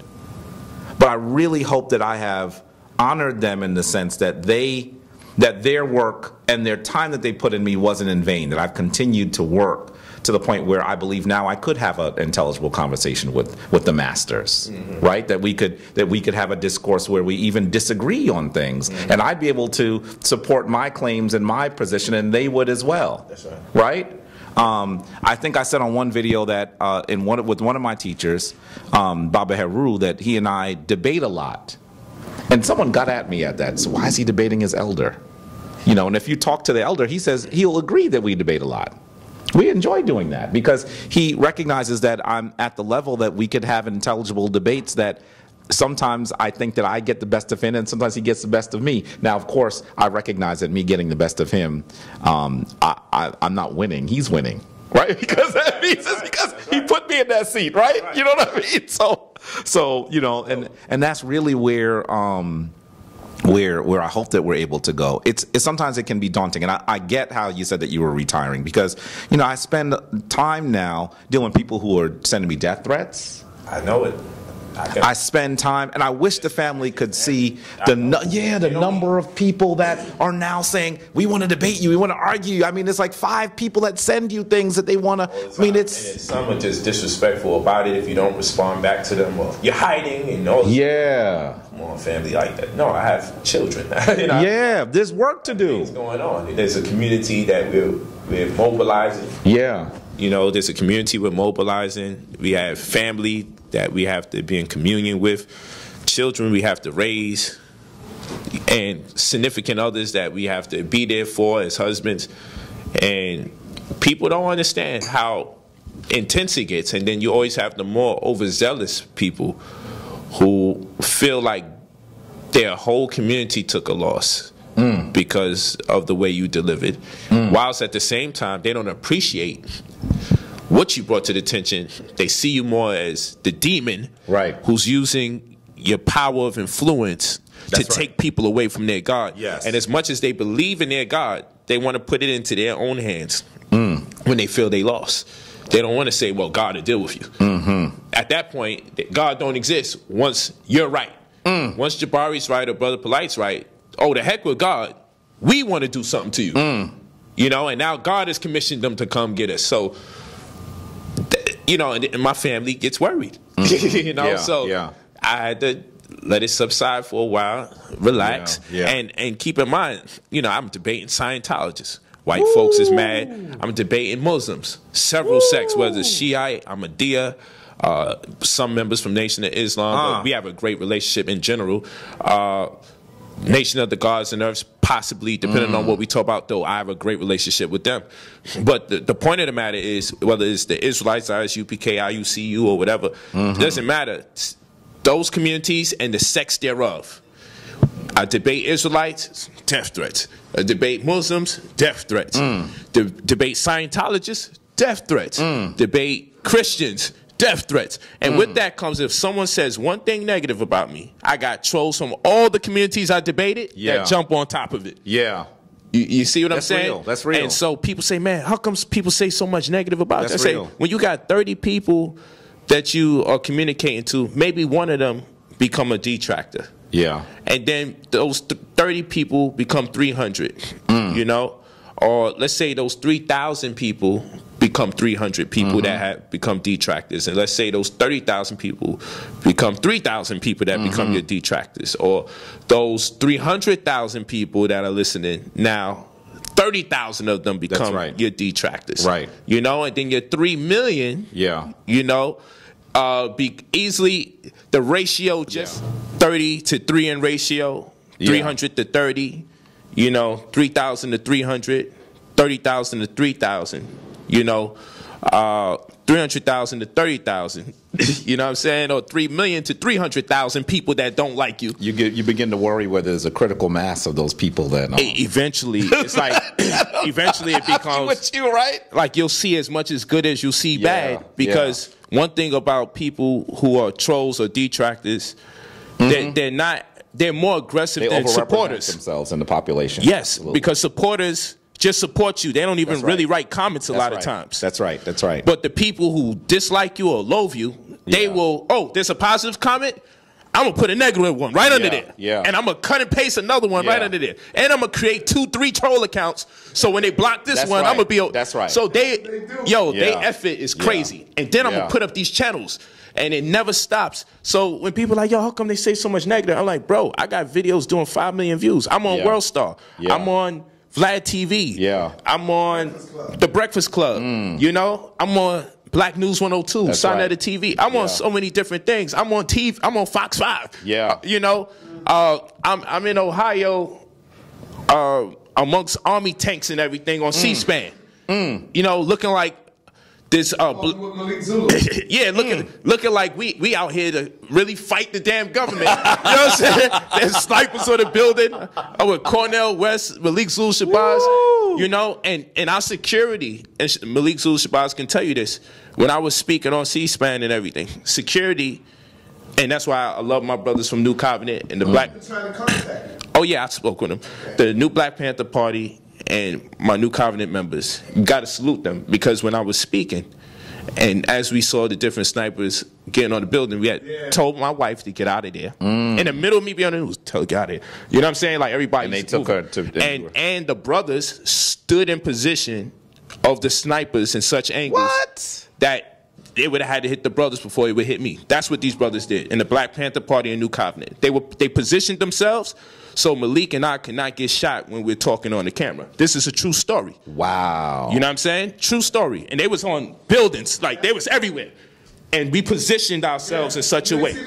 No, I did not see that video. How many views that joint got about? Man, it's in the 100,000s, but this shit is crazy. Wow. You know, and then when we was walking, military tank to police brutality was crazy. And then the thing is, we're going into the projects and everything. I'm like, yo, come out your house, come out your house. So we're marching to go to the church so we can have our town hall meeting with the community. But we actually got people come out their house and join the march with us to where we had to go. We tell them, get out, like it's a damn fire. We like, black power, black power. People opening the window, black power, what the fuck's going on? You know what I'm saying?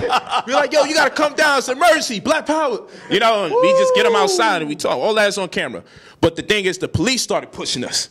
You know, yo, they started pushing us. Nah, you can only stand in this line. And they pushing, so brothers started crying like, this is not legal. So Malik was like, yo, you gotta stop that shit. You crying? Like, talking about what's illegal and this, that, and the third. So, you know, we started going in.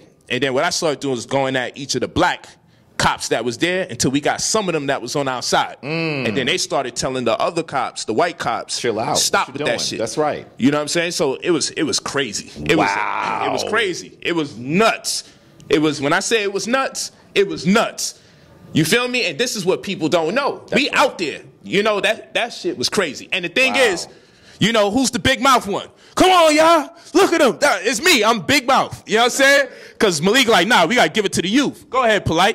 And I'm just a target. I'm just talking crazy. You know, but I'm in that. She took the walk with us. She wanted to be by my side despite the threat. You feel what I'm saying? But it was rough. It was tricky. And I'm like, yo, those experiences, I love it. My adrenaline be going. That's right. But, you know, it's real when you like, yo, position yourself here because I'm like, whoa, what the See, now that's some totally different stuff. You feel me? That's a whole different, like, you sure you want to be involved with this? That's right.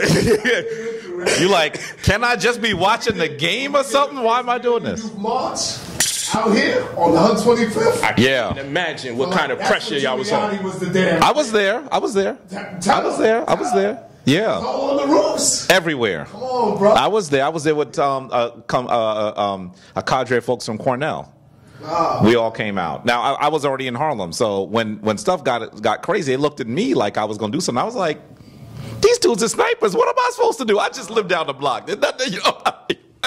It's crazy. But you know, as you talk about some of the threats that happened, you know, I never said this on camera, but there you go. So that's also add the government to the list. Yeah, Scientologists, Muslims, but here's the Israelites, deal. Christians, government. Everybody hates your ass when you conscious. When the government does it, you would almost want them to tell you what their plan is. The other people are loud and they're the trolls. You almost would like the government to say this is what we want to do, because you know they'll operate in the background and manipulate people. Whole nother you know, we have enough information now to know that that's what they'll do.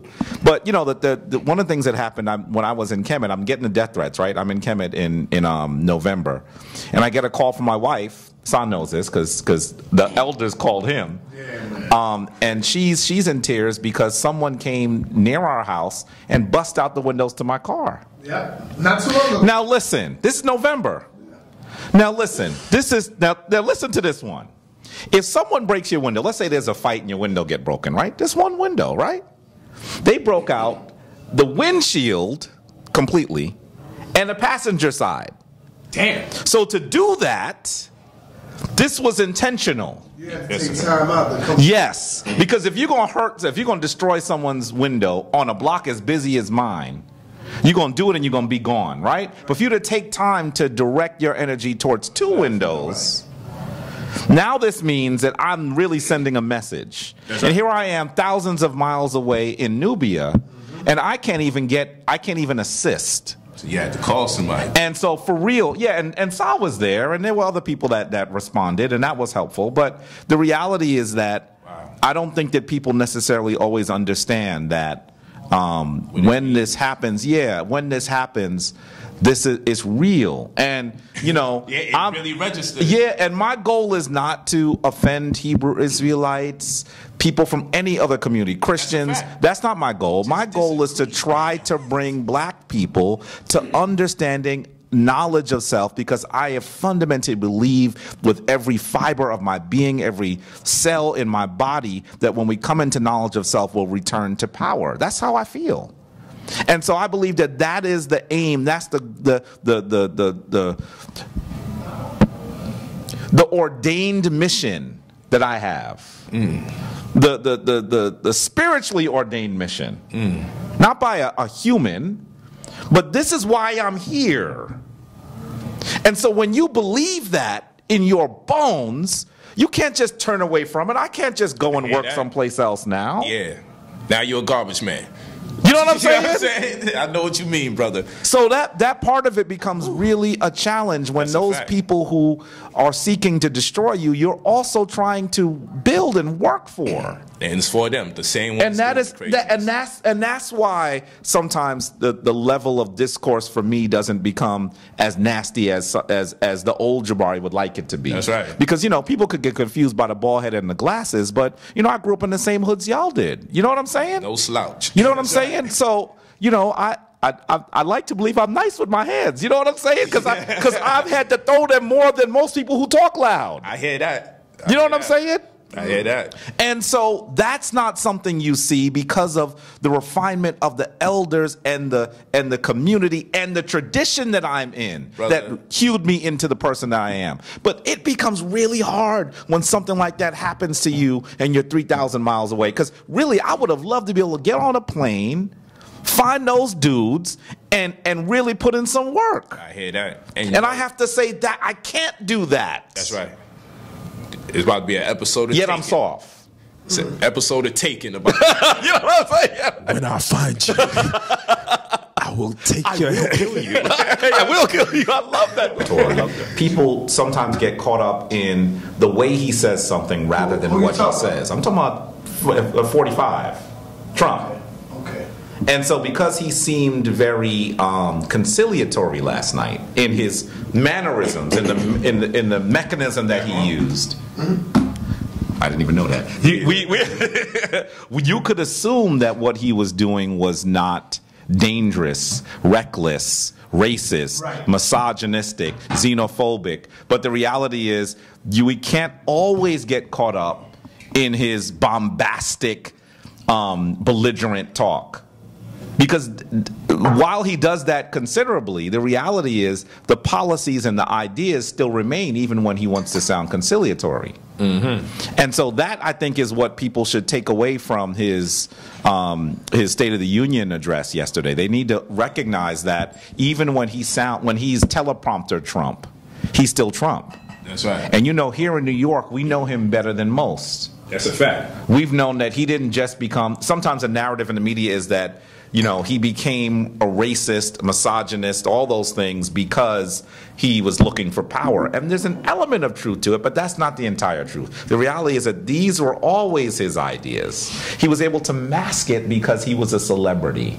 And celebrities hang out and they don't necessarily talk politics and gender and all that other good stuff, right? Yes, that's a fact. But these ideas are ideas that are of his own. And if he's not dangerous, then I don't know what dangerous is.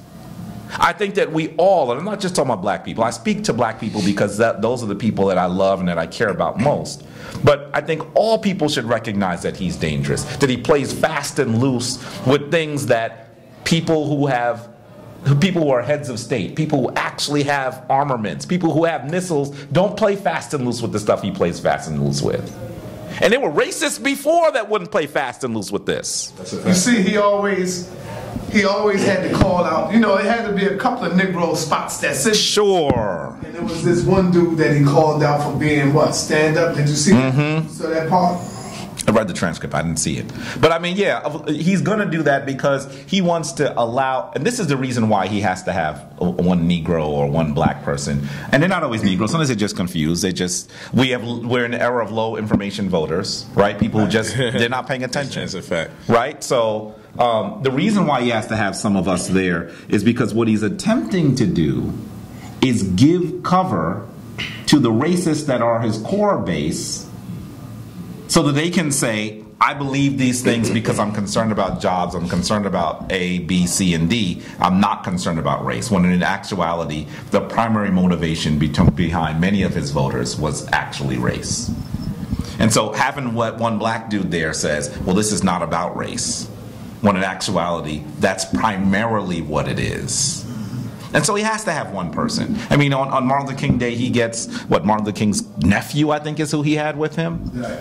You know, because he has to say that this is not about race.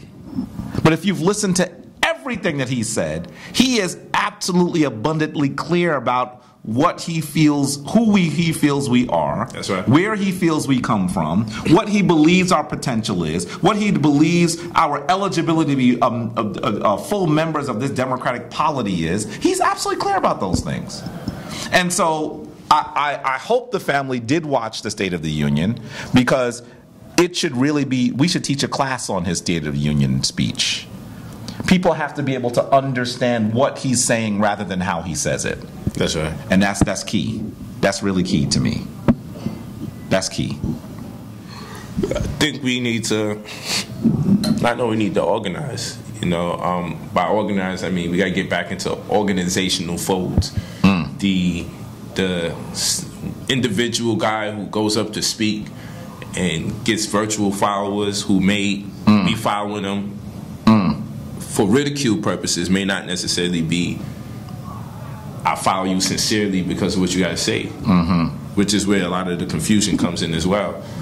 We got to get back into a chain of command. We got to get back into a hierarchy. We got to get back into being able to follow orders and follow suit, get an edict, get responsibility, have lessons, training for men and women, for the brothers and the sisters. We got to get back into that. That's the only, when we were in our glory, any time in history is when we were in organizational folds. The just PowerPoint aspect, we intellectualized it quite a bit, and that's real good. It sped us up to understand what's going on. It's very powerful when we do those PowerPoints. But it can't be the end all.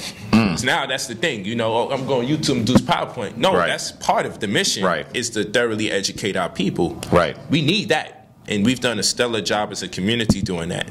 Even when the information has been wrong, the effort put forth was dope. That people are saying, I'm going to qualify these thoughts by putting it in the presentation so you can critique it, so you can look it up, so you can have points of references. That's great, because, we'll never get credit for it as a community or as the House of Consciousness, but we got to be for real. A lot of people watch these videos and they started adopting a lot of our approach towards education. We got to be real. All over YouTube, I see people I ain't never heard before. I'm like, they're adopting our styles. They're adopting the way we do presentations. People never did PowerPoints. People never had microphones and everything. So we're having an effect that's actually good because people are having better presentations. They won't give the credit, and okay, fine. But we are actually helping people move forward in a better direction. However, we got to get into the organization. Like I said, if we look in our pristine state of history, when we look at the time where mobilization was its most effective and most efficient, it was through the fold of organization, through the decree of a leader. But I know people say, I don't need no leader, lead yourselves. Yeah, that's what's going on now, and that's why we're in a bad situation. That's right. We need leaders. Yeah. That's just what it is. Yeah. You need leaders, and followers. There's nothing wrong with being a follower. You can follow people's teachings. You can follow people's understanding. There's nothing wrong with it. People sound like they're being demeaned when they say the word following. I'm a follower. I don't mind. I follow certain things. I follow certain people. People be on Instagram. They make sure they ain't following nobody. I don't follow people. Look, stop it. It's not that deep. Because you're going to keep up with what people are doing, but just because you're not on a record for doing it, you think you're not doing it. This is ridiculous. And then other people got virtual friends, and they think those are their friends. So they got like 1,000 friends, and then when they get in a time of need, ain't nobody show up because those are just virtual friends. So social media has affected us quite a bit in the way we interact with each other. The lack of the organic experience is hindering our ability to be mobile. That's right. Whilst at the same rate, we can leverage it when it suffice, but we haven't found that through line between the two. And that's what's bothering or hindering us or impeding on our ability to establish the necessary cohesion as a community. Because on one end, the internet has empowered us with the ability to connect with people world over. Just clicking that publish button. On another end, we've used it to our disadvantage by disgracing our ancestors and castigating each other and using disparaging remarks amongst each other to show people the worst sides of our anger, where before social media we could only imagine. Now there's nothing left to imagination what we won't do and what we won't say about each other for a few coins. So ultimately, like I said, organization is everything, and that's why a New Covenant, we call it common customs, which is a calculus system that precipitates culture by process of differentiation and integration. We're able to find the value of smaller things and factorials of those equivalents, thus granting us the least adverse effects from the decisions that we make. And that's part of our lessons. And all that merely means is that some things will work, some things won't work. We want to protect ourselves from the least adverse decisions, the least adverse effects from the decisions that we make. And what that means is, if one generation makes a sacrifice to prepare, the next generation has that less hurdle to go over. And we compound interest from one generation to the next as we see fit. And then there's modifications that have to be made because of the era we live in. So where mortgage and credit may not have been relevant to previous generations, where diabetes was an epidemic in certain other generations, in other generations is relevant. Now we have to modify our approach towards liberation and include some of our approach as far as these new diseases come. I'm sure in this internet era, in another 5-10 years, we'll have diseases that exclusively come from just looking at the screen so many hours. That's right. Oh yeah, they're happening now. You feel me? Oh yeah. And we'll have to address these things. Yes. But if we have thinkers in the community, because thinkers rule the world, and communities are not ran by everyone that's made up of the community. No community is. The thinkers of the community, it then becomes incumbent that they observe. Yeah. And they compare and they contrast and they say, you know what, these things in this combination works, these things in these combinations don't. That's right. You know, hydrogen and oxygen are very flammable gases, very poisonous, but when put in the right combination, it creates a molecule for sustenance. So some things are very poisonous to us as a people, but if we put them in different combinations or insert them when it suffices, it may work to our better advantage. And that's what we mean by common customs is a calculus system that precipitates culture. Jews make challah bread for the Shavuot or the Sabbath. The challah bread is made by one of their community. What happens is now it has its historical significance, its nutritional value for what it's worth, and economically, whoever's selling it, the recompense would be rendered on to one who is part of the community, so it keeps the dollar perpetual in their community. When they practice other aspects of their culture, whoever's soliciting the sale of it would more likely be part of their culture. That's a common custom that is practiced. Therefore, the culture becomes the subconscious mind of the people, where it protects themselves from the least adverse decisions that they make. Without them having to even think about it, things are already in place, the manner in which they do things, where it codifies or substantiates their purpose and their goal. Even if the community is not too aware of their own goal, what they do and how they do it has prepared them for the goal of the thinkers who had their better interests at hand. Right. And so we need a trusted set of thinkers to get us into the next generation safely. So even if the next generation didn't ponder on some of these things, they'll be protected from their own decision making because of practicing life a certain way. You know, practicing Christmas and Thanksgiving in black culture makes someone else more wealthy, because whenever you practice a culture that's not beholden to you, you don't immediately receive the revenue. That's right. That's being spent on the culture. That's right. So this is an adverse effect. So our thinkers sit down and say, now what? Are we daring enough to create our own culture? Meaning, are we daring enough to create our own holidays and commit ourselves or commission ourselves to practice it?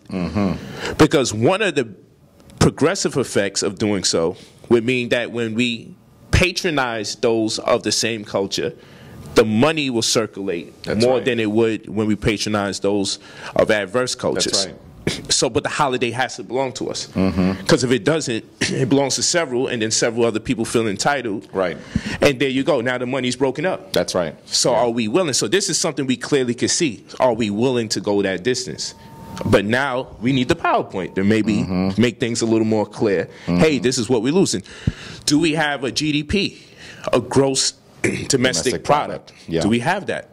We have what it takes to make an economy based on certain products. Are we willing to go there? Like, for instance, DVD sales. Are the teachers willing, as an example, to say, hey, you know what? Sarnett is trusted in the community. He can sell the DVDs. Somebody else sells DVDs. Somebody else sells DVDs. So we get a symbol that represents our unity. The teachers devise a coalition. We get together and we say this. Amongst the distributors, we will only want our classes to be sold under these pretenses. That $3 is allocated towards the retirement fund of the teachers, or emergency fund for our community in light of certain events, or create some form of health care, whatever. So we say, you know what, $3 gets taken out, maybe 50 cents towards retirement for leaders. So that way, if they must retire or they do pass, the burden isn't on the family that says, man, all you thousands of people say this your teacher. How come we don't got no money to bury this person? That's right. Then the youth say, I don't give a damn about no conscious community because all those people love my father and they did nothing for him when he died because there was no plan. So what if the DVDs and the books by those whose intellectual property it is, what if we say, you know what? We put this symbol as a sign of our unity. We legally register it and trademark it. And only those who are part of this plan to allocate only $3 out of sales towards this fund in an endowment trust. It could be an endowment fund trust. Okay, it could be held in as an irrevocable trust, but more likely an endowment fund trust. And this can help us erect an institution in the form of a hospital, whereby we could partition some of the revenue streams into real estate that are no risk, whatever the case is. So we have this registered trademark and seal, and anytime someone sees that on back of the DVD or on back of a book, we know for sure when our money is spent, some of it is being allocated towards the future of our black race. And if it doesn't have it there, I don't know why it's not there, but unfortunately, my brother, I can't buy it from you because this confirms it's like a fair trade label. Yeah, I buy me some chocolate. I want to know that no child slavery took place or was perpetrated in order for this chocolate to be made. So when I see the fair trade label, I say, oh, I'm gonna buy this product of chocolate over that product of chocolate because this one doesn't confirm what this one confirms. So in the same manner, we now have piracy. Yeah, you know what? We may have to call the white man on you if you sell these products because we have a legally registered trademark here that represents our unity and what we're doing as far as allocating funds and delegating responsibilities amongst us. This is the way we move because now we can have an economy in this end. Because now as we add more products and introduce more products into this cipher or this matrix, now we can turn around and say, you know what, we can do more development and it doesn't have to be, why you don't donate 10,000? Why you don't donate 300? No, everybody would every time they shop. It's taxes, but taxes for our community. You feel what I'm saying? Absolutely. So this to me is the direction we have to go in. It's not rocket science. It just takes a group of people to say, look, this is what it is. Because honestly, it's the money part that's messing everything up. That's right. At the end of the day, we don't have no funding when it's time to protest. Okay, we're going to have to get these papers, these cardboards, these signs. We got to get the van. We got to get the bus. We got to get the 15 passengers. By the time we start talking that, man, ain't nobody going to be able to go because the shit just happened. And if we can't leave in real time, we ain't going to be able to respond in real time. My struggle.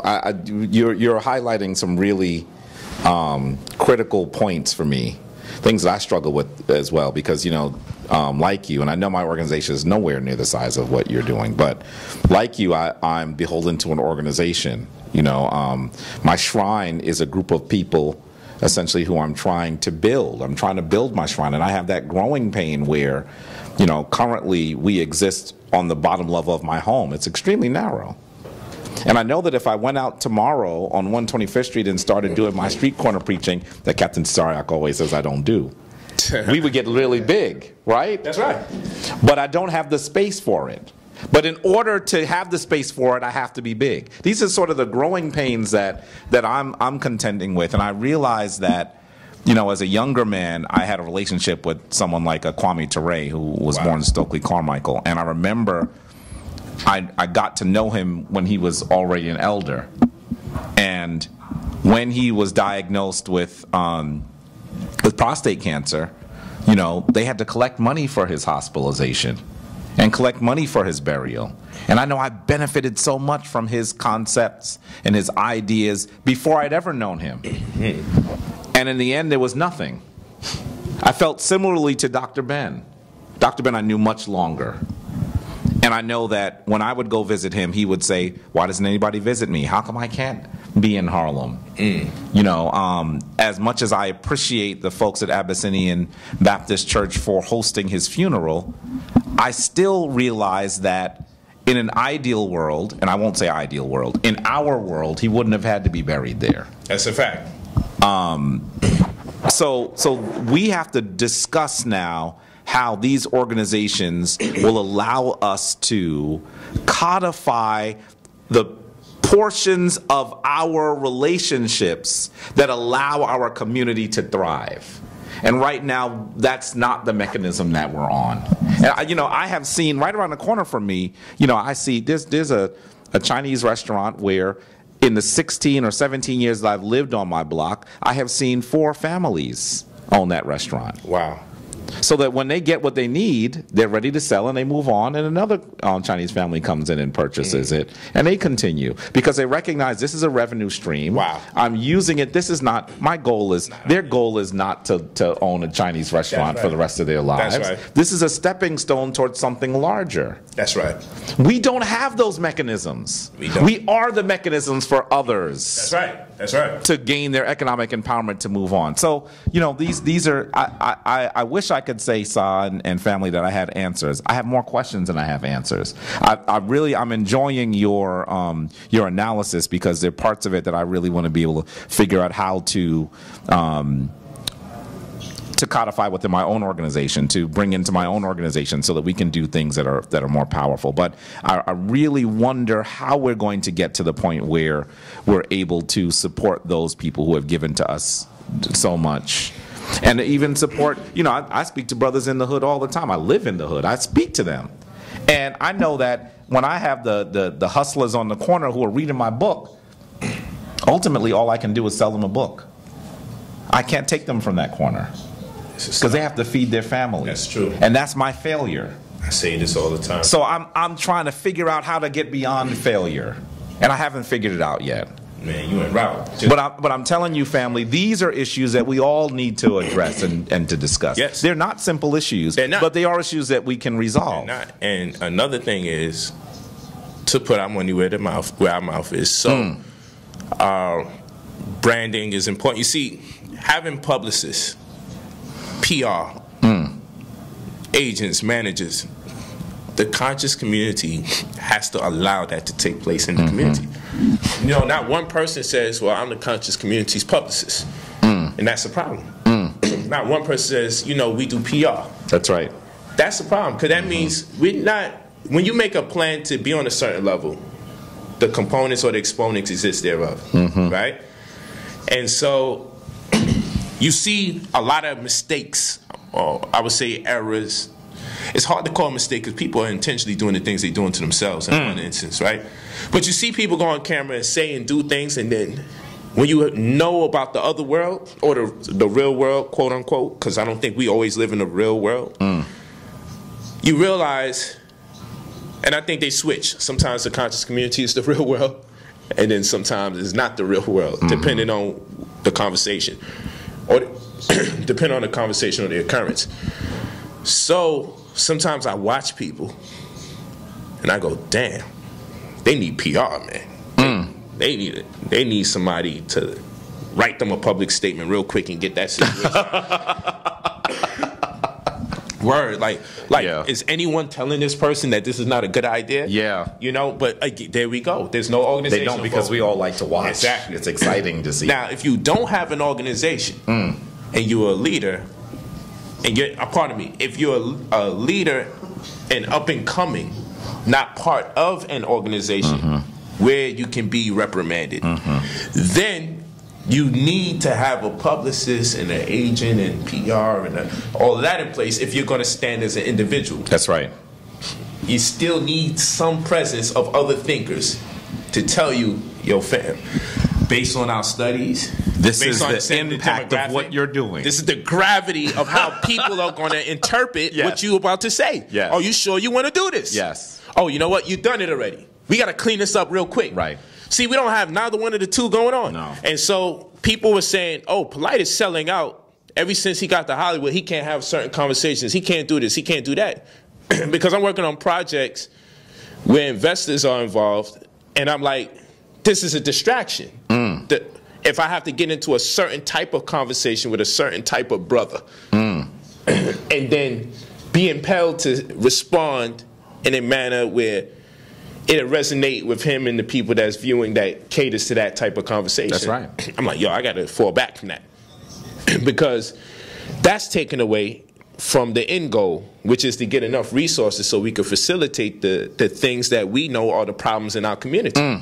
I need the resources to do that. That's right. So I said, man, I got to find a way to get this bread elsewhere. Yeah. So I can introduce it here. So I'm like, okay, this is what I'm good at. So I'll start ghostwriting. I start managing and doing a whole bunch of other stuff. So I have more of a pool of resources because the people that we looking to enlighten, that we fellowship with, that we break bread with, we all gonna say we don't got enough money to do what we want to do.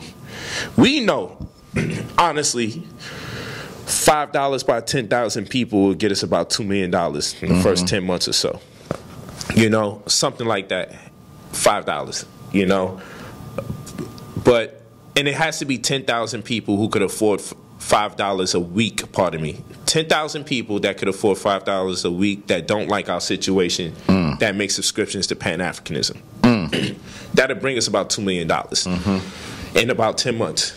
10 months to 12 months. Inside of a year, we'll have $2 million, $5 a week. There has to be 10,000 people in America that are black or in UK, whatever. Yeah. that can afford $5 a week.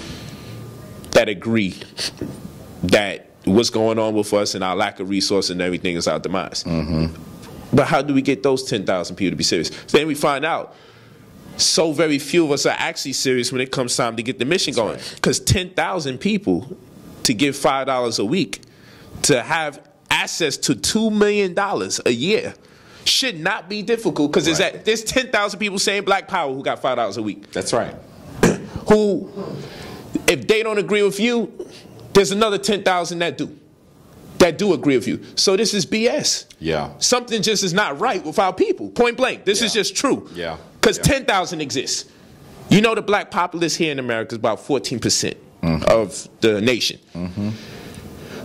That's millions of us. And inside those millions of us, there has to be at least a core million who agree with us without the fanaticism.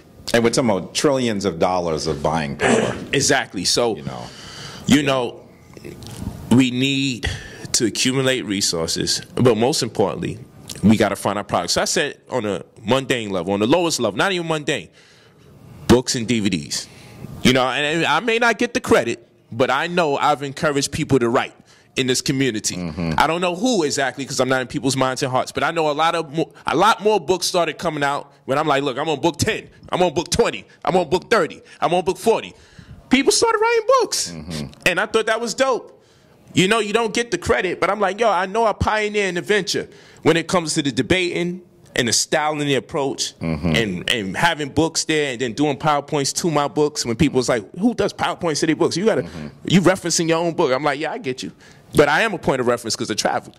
You know what I'm saying? I got the right to account for my experiences. But anyway, that same vision is what it's going to take to captivate our brothers and sisters. And at the end of the day, the problem with this whole situation is the fact that we are not dealing with the real world, or I should say the rules of engagement that will help us realize our goals. And what I mean by that is books and DVDs is a start. Right? If that's what we have, that's what we deal with. Well, okay, our healers, right? Let's do this. We say we could go to CVS or Rite Aid, and we can, in CVS or in Rite Aid, we can go there and pick out any of a number of products, right? In the conscious community, this one has his own CMOS, that one has his own CMOS, this one has his own thing for teeth, this one has his own thing for teeth, this one has his own thing for blood pressure, this one has his own thing for blood pressure, right? Sure. They sell their things separately. But what we could do, all of the healers and those who want to invest, right? Let's invest behind these people if these products really work, and let's create something reminiscent to that of a Rite Aid, or a CVS, where they showcase everyone's products, and then it's a matter of your branding and your marketing if I pick yours over this person's. But the company selling the products is beholden to our people. But the healers don't want their products sold next to someone else's, and that's not being real. There have been a few attempts at what you're describing. One of them ended unceremoniously because the brother, you remember watch the DC Sniper? Yes. He actually killed one of the brothers that was working on this. Damn. Yeah, it was called the Mata Network. Wow. You know, the BSing has to stop because we can't go nowhere unless we have something to leverage against. Right. So we were 50,000 strong. We can actually leverage our unity and get something in exchange, like some kind of militaristic advantage or some kind of land in exchange for our unity. If we have a cure, we can get into conversation with another nation. And so long as that cure is well substantiated, of course we patent and protected everything. What nation is not going to say, man, you could do this for my people in exchange, we'll give this to your people. That's right. So now the BSing got to stop. Because truthfully, if as much as things, people are really in contact with UFOs in this community, you should be able to leverage that. It's just a fact. I'm not about to allow someone to tell me they're communicating with UFOs, and the second we need something from them, we don't get nothing. No, so then fuck them UFOs. Pardon my language. We ain't got no time for that. Just the thought of it is like such a waste of time. It's disrespectful to intellects. You feel me? So if there are people who really have something that's healing, you have a product that's a technological advancement. If you have it, bring it to the table. I guaranteed you we can get us in the right doors. So guess what? I'm in ventures that I'm working on now where the name of the game has been, well, if I'm not the guy that's creating it, you know, I'm going to find a person that does, and I could broker the deal because I'm around wealthy people all the time. So that's what I've been doing now. I'm like, you know what? And then we can create an opportunity. I know a broker in the deal, I'm going to make some money. Definitely, I'm going to look out for myself. But the real goal is, you know, who can we get behind the technology or whatever it is that we have to offer so we can take us to the next level. That's where it's at. So now here's the next problem. Are we encouraging people to go to school or not? I'm against the institution for a number of things, but I'm not against people being credentialed. That's right. So we need to send some people to school for technology purposes, for political science. That's right. So they can be the people that lobby on our behalf. Like, we got to be for real, but then that causes for a fund. Can the community say, you know what? Let's send a few of our brilliant children to go to school. Let's have them under contract. Because these children will be adults, so they can be under contract. We've seen these entities do these things. It's just not us. Exactly. And so they know we put them through school, so they know they're obligated to it. I'm talking about on contract. Look, that's right. If you mess this up, you messed up our money, you have to pay us back. New York State currently has free tuition for SUNY schools. Wow. And you have to agree to work for New York State for 4 years after you graduate. Wow. 4 years is actually not a long period of time. It's not. But, you know, that's the kind of relationship that we do need to create. How are we going to... Technology changes very fast. We're not even in the conversation in the black conscious community because no one's hipping us to the fact we need to be in the conversation. We need to send somebody in there ASAP. That's right. As long as this community has existed, I've been in it more than 4 years. I'm like, damn, somebody could have been in there, been in and been out. Yeah. You know what? We got to send some people there for our legal purposes and defense so we can go to our own. Because at the end of the day, when something happens, we got to go to people outside our community. We got to hope they believe in some of our ideals so they can carry on some of the same zeal that we have about life and the circumstances that surround us thereof into the conversation to fight for us on our behalf. This corny. So I'm like, now we got to have adult conversations. And this is why the theological diatribes hurt. Because when someone tells me, all you gotta do is use the Bible to get us out the situation. And then there's another guy here. I'm looking at now, this is when I call it the real world. The real world here says we need an executive summary, we need a mission statement, we need a projection, 6 months, 1 year, 2 years, 4 years down the line. What does this look like? What do we expect? There's accountability, analytics, and everything. Then there's the Bible is basic instruction before leaving earth. If you do this, then everybody would just get together and things will work out. And I say, yo, hold on, man. Now, you see, these people with the executive summary, the business plan, the projections, they're more likely to succeed and or just go further by far. compared to the people who's like, all we need is the Bible to get somewhere. Because in that, there's no plan, there's no incentive, there's no nothing. There's belief, and I get what they're saying. Yo, our people need to come together. But after you come together and after you realize, yo, we're united, you still need to be proficient in the studies that help us be able to create business plans.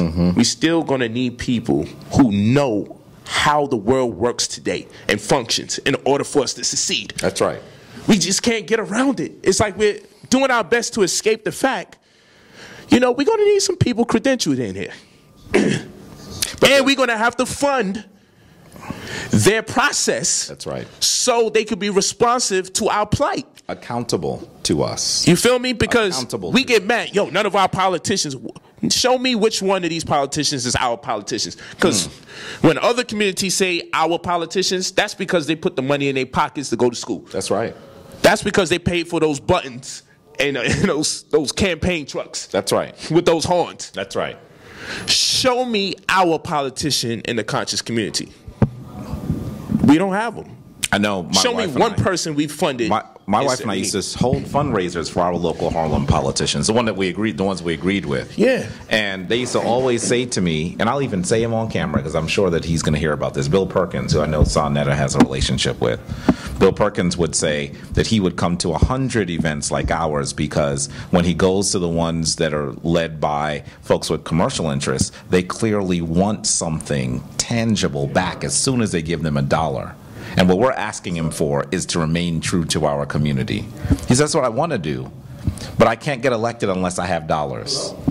And you know, the part of the problem, Brother Polight, is that there have been people who have been fundraising our community and have really done a disservice. So as soon as you begin to talk about money, some people really shut down. Yeah, I mean, here it is. I'm doing my services, you know, my religious services, and at the end we pass the basket, and someone actually wrote. We're broadcasting this online. We have 200 people online every other week when we're on, and someone says, I thought he was deep before they passed the basket. As if it doesn't cost me something to produce this for you. People and I understand. I was frustrated but not angry at him because I know that the reason why he had that knee-jerk response is because people have done a lot of dastardly, dirty, immoral things when they ask for people's money. And people are using we have to get past that. They're using it as an excuse to not effectively mobilize their community. Exactly. So we're going to have to get past that because we're going to need to hold people accountable and support what they do. Find the person you like and damn it, just support. That's right. That's it. That's right. I want to hear about what happened with someone back. That's right. That's like this guy, try him out. That's right. So at least you can do to move us forward. By the way, if you were really supporting someone and you decided that he no longer deserved your support, you could actually pull the plug too. At any point. But because we have all these rogue operators out here, you know, some of who are well-intentioned, but still rogue operators. Well, that's the thing. Here you know, they're not accountable to anybody. Here it is again. Whether it be to set up a school, a hospital, or some other institution, you have to have the right people in your corner to put together a plan that makes sense. Otherwise, you can accidentally misappropriate funds. That's right.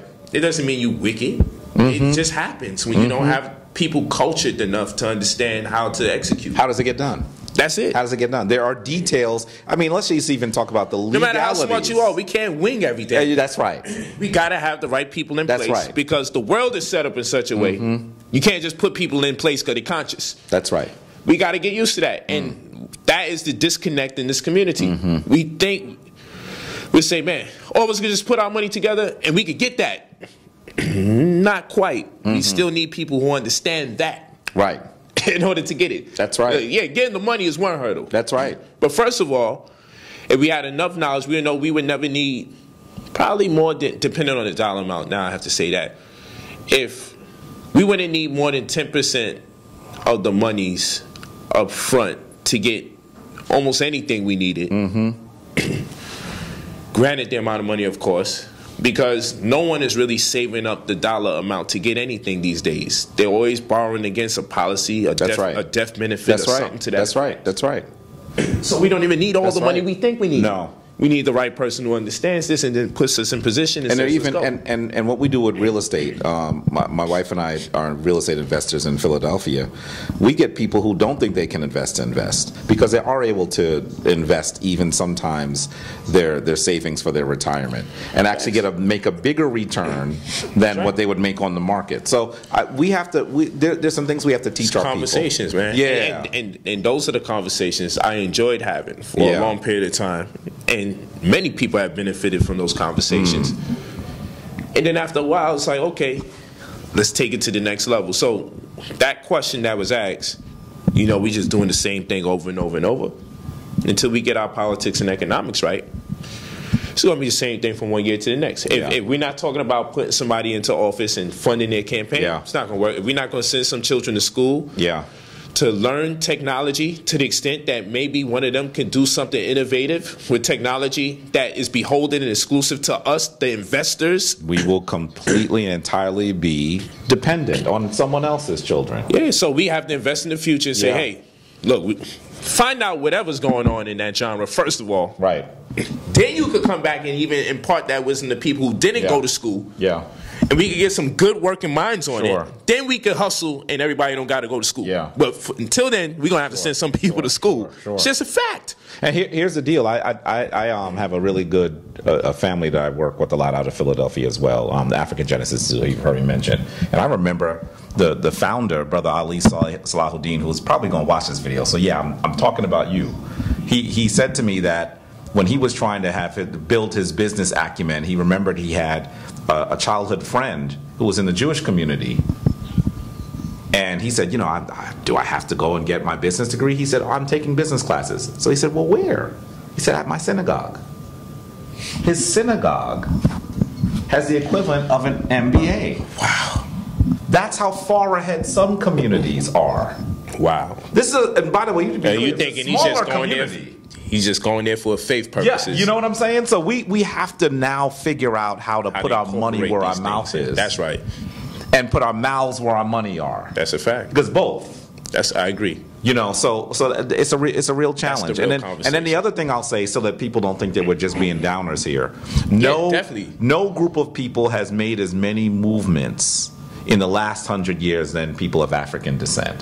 100 years ago, a large number of people on the planet argued that people of African descent were not even human. Wow. Most of the governments that had populations of majority people of African descent were not controlled by them. Even just, I'm talking about in terms of color. Yeah. We've made massive movements in the last 100 years. Africans have done powerful things. I think the folks at the Schomburg have called the last 100 years the Africana age. It should catch on. There's nothing that we cannot do when we set our minds to it. We destroyed, while we were in chains, we destroyed the most onerous, the most organized, and the most well-financed institution that sought to keep us in bondage. We destroyed it. It wasn't good white folk that did that. That's never said that we destroyed it. We destroyed it. That's never been said. So I think that we need to also put it in context. I think this conversation is powerful, and we need to recognize that if we choose to put our dollars and our feet and our hearts in a particular direction, we're going to be able to do it. We just need to figure it out. Man, I think that was a very powerful statement, that we destroyed it. Yeah. No one really says that. We destroyed it. It just seemed to have stopped. Yeah. Because we think good white folk came and they said, you know what, this is wrong what we're doing. White people decided and that's not what happened. That's how it's sold to us. White people decided not what happened. That this is inhumane and that's it needs right. to stop. We've been telling the story the wrong way. Wow. I mean, I even just look at the story of our enslavement. In my book, I talk about a brother. So let's do this. Let me ask you this question. Yeah. I love this part of the conversation. We're going to close soon. In what way did we destroy this institution called slavery? Let me give you an example. In my book, I talk about one particular brother whose name was Gordon, right? And the thing that's so interesting about Gordon is everyone knows who he is, but no one knows who he is. Everyone in the viewing audience recognizes, I can just describe the picture and you're going to know what I'm talking about. There's an image of an enslaved African who is bearing his back, and it's filled with wells. Everyone has seen it. That's right. Everyone's. And I often ask people, who is that? They go, well, he was a slave. What's his name? His name? Like they didn't think that we knew who he was. Wow. Well, this brother's name was Gordon. And he traveled the course of I think it's about 40 miles in Louisiana to the Union line during the Civil War. And when he got there, barefoot, by the way, he was traveling at night barefoot. He had dogs and people chasing him. Rebellious African for the whole period. He gets there and they notice the condition he's in. They take a picture of his back. And then what does he do? He says, give me a uniform. They're like, what do you mean give you a uniform? You're free. He says, no. I'm not free until we're free. So we know the picture of him with the lacerated back, but we've never seen the image of him in his Union uniform. Which is also, there's also an image of him. Wow. He goes back into Louisiana and fights to liberate not just his people, but the very community that he was enslaved in. We don't recognize that the entire battle against our enslavement was won because Africans deemed it so. We are the most powerful people in the world. And that's not hyperbole to make you feel good. In some ways, you should feel daunted because with all of the power that we do have, we still don't purchase things from ourselves. We still don't make damn near anything. We still don't trust anyone. So that with all of this power, we're not using almost any of it. So there comes the point where we have to decide that with all of the things that we've done, there's more that we have to do. Now, unfortunately, because folks aren't looking at things that describe our history in a way that is intelligible, that is authentic, that is honest, we've gotten the wrong story. So we really do think that we have to wait for someone to save us. And the reality is we're leaders that we've been waiting for. There's nothing that we set our minds to that we can't do. That's what you're saying.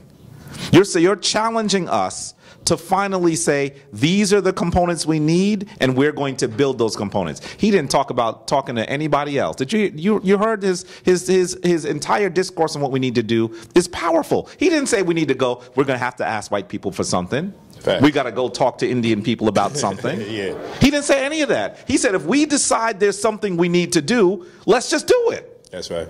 The problem is that we don't recognize that we've done that before successfully. And we don't recognize that we have the resources to develop the resources, to develop the... We have the resources to develop those people who have the skills that we need to take the next step. Because we've gotten the message wrong. So we have to do some work. I'm emboldened by your concept of having a seal on products. I would sign up right away. Fact. I have 15 titles of DVDs and a book that I've written. I'm writing more. Why not? I am emboldened by that. Chamber. Yeah, I'm emboldened by that. We need to have some tangible ideas and move forward on them. Yeah, and see, all we need is, and it maybe $3 is hefty, or maybe whatever people sell their DVDs for, add $3 to it, and ask the people to respect that. There's more than one way to do this. Our That's vendors right. can make the same money they've been making, but we added $3 or even $2 tax. That's right. And then we get enough vendors to get down with this union. That's right. And then I know now everybody's doing their part. No one can say, how come you don't donate? How come I don't donate? By just producing content. That's right. We're donating. You see? So, and then now we can allocate the funds, and then we can have votes. How much percentage of this money should go here and there? And now we have quarterly reports. Look, we're at this level here. That's right. Then we start having real good conversations. What can we do to boost sales? That's right. Well, you know, now we're enterprising. That's right. We're going to market the label. We're going to market our goods based on the good to the community. Come on, man. No. It's not. And if we're not having the right conversations. So that's right. And if two people said, and look, all they ask of me is nothing but me to just say, my products will only be sold amongst y'all.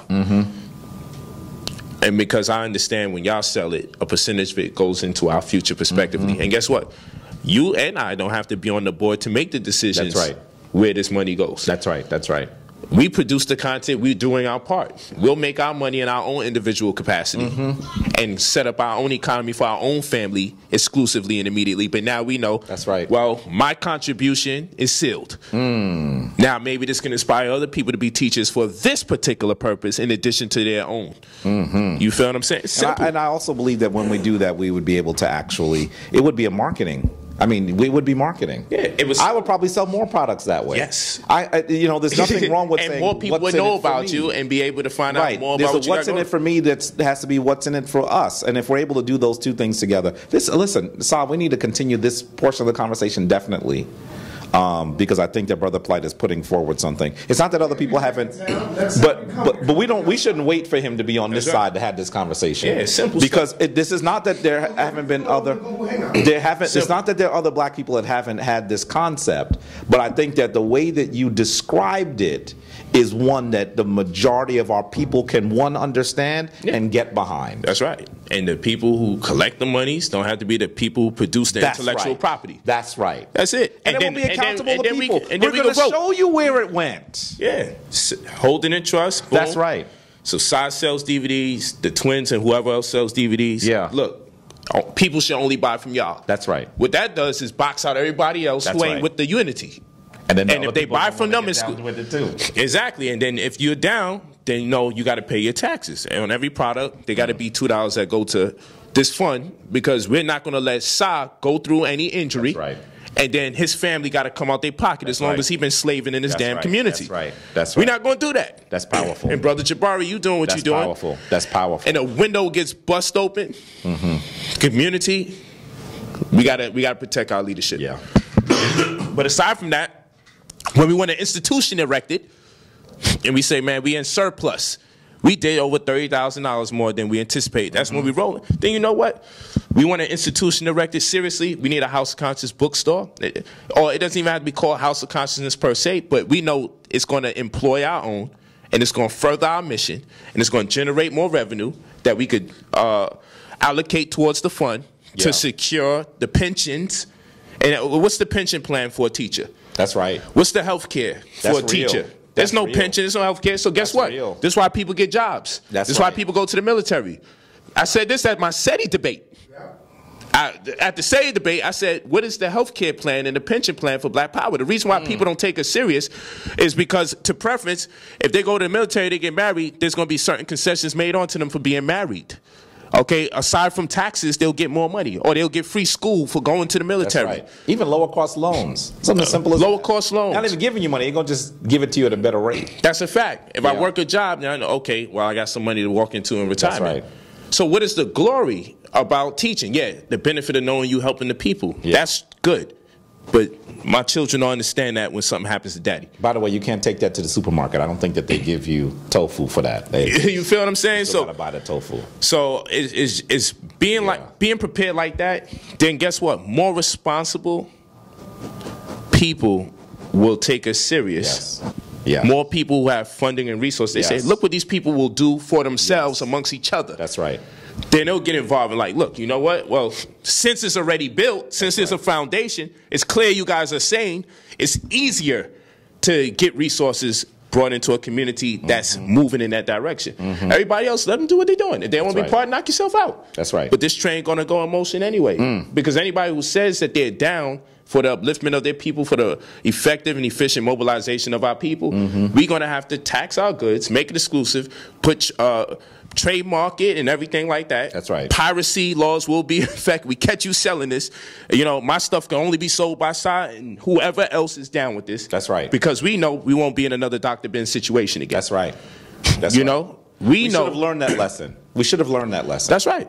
And then guess what? Then our posterity can respect us when the unanticipated happens. Our youth won't be like, well, look how, my dad got thousands of people all over could quote his books, but they ain't getting no paper, no money when it was time for them to get buried. Yeah, but everybody's a follower. That's how you see. Come on, man, that hurts your children, man. A grandson of Malcolm go wayward because there was a community support, and that's not the only scenario. Yeah, it's almost every instance. Every person that puts forward. Yeah, what are the benefits? Yeah, and that's why. Yeah, when I said I retired, I'm like, well, I got to make sure I cover myself.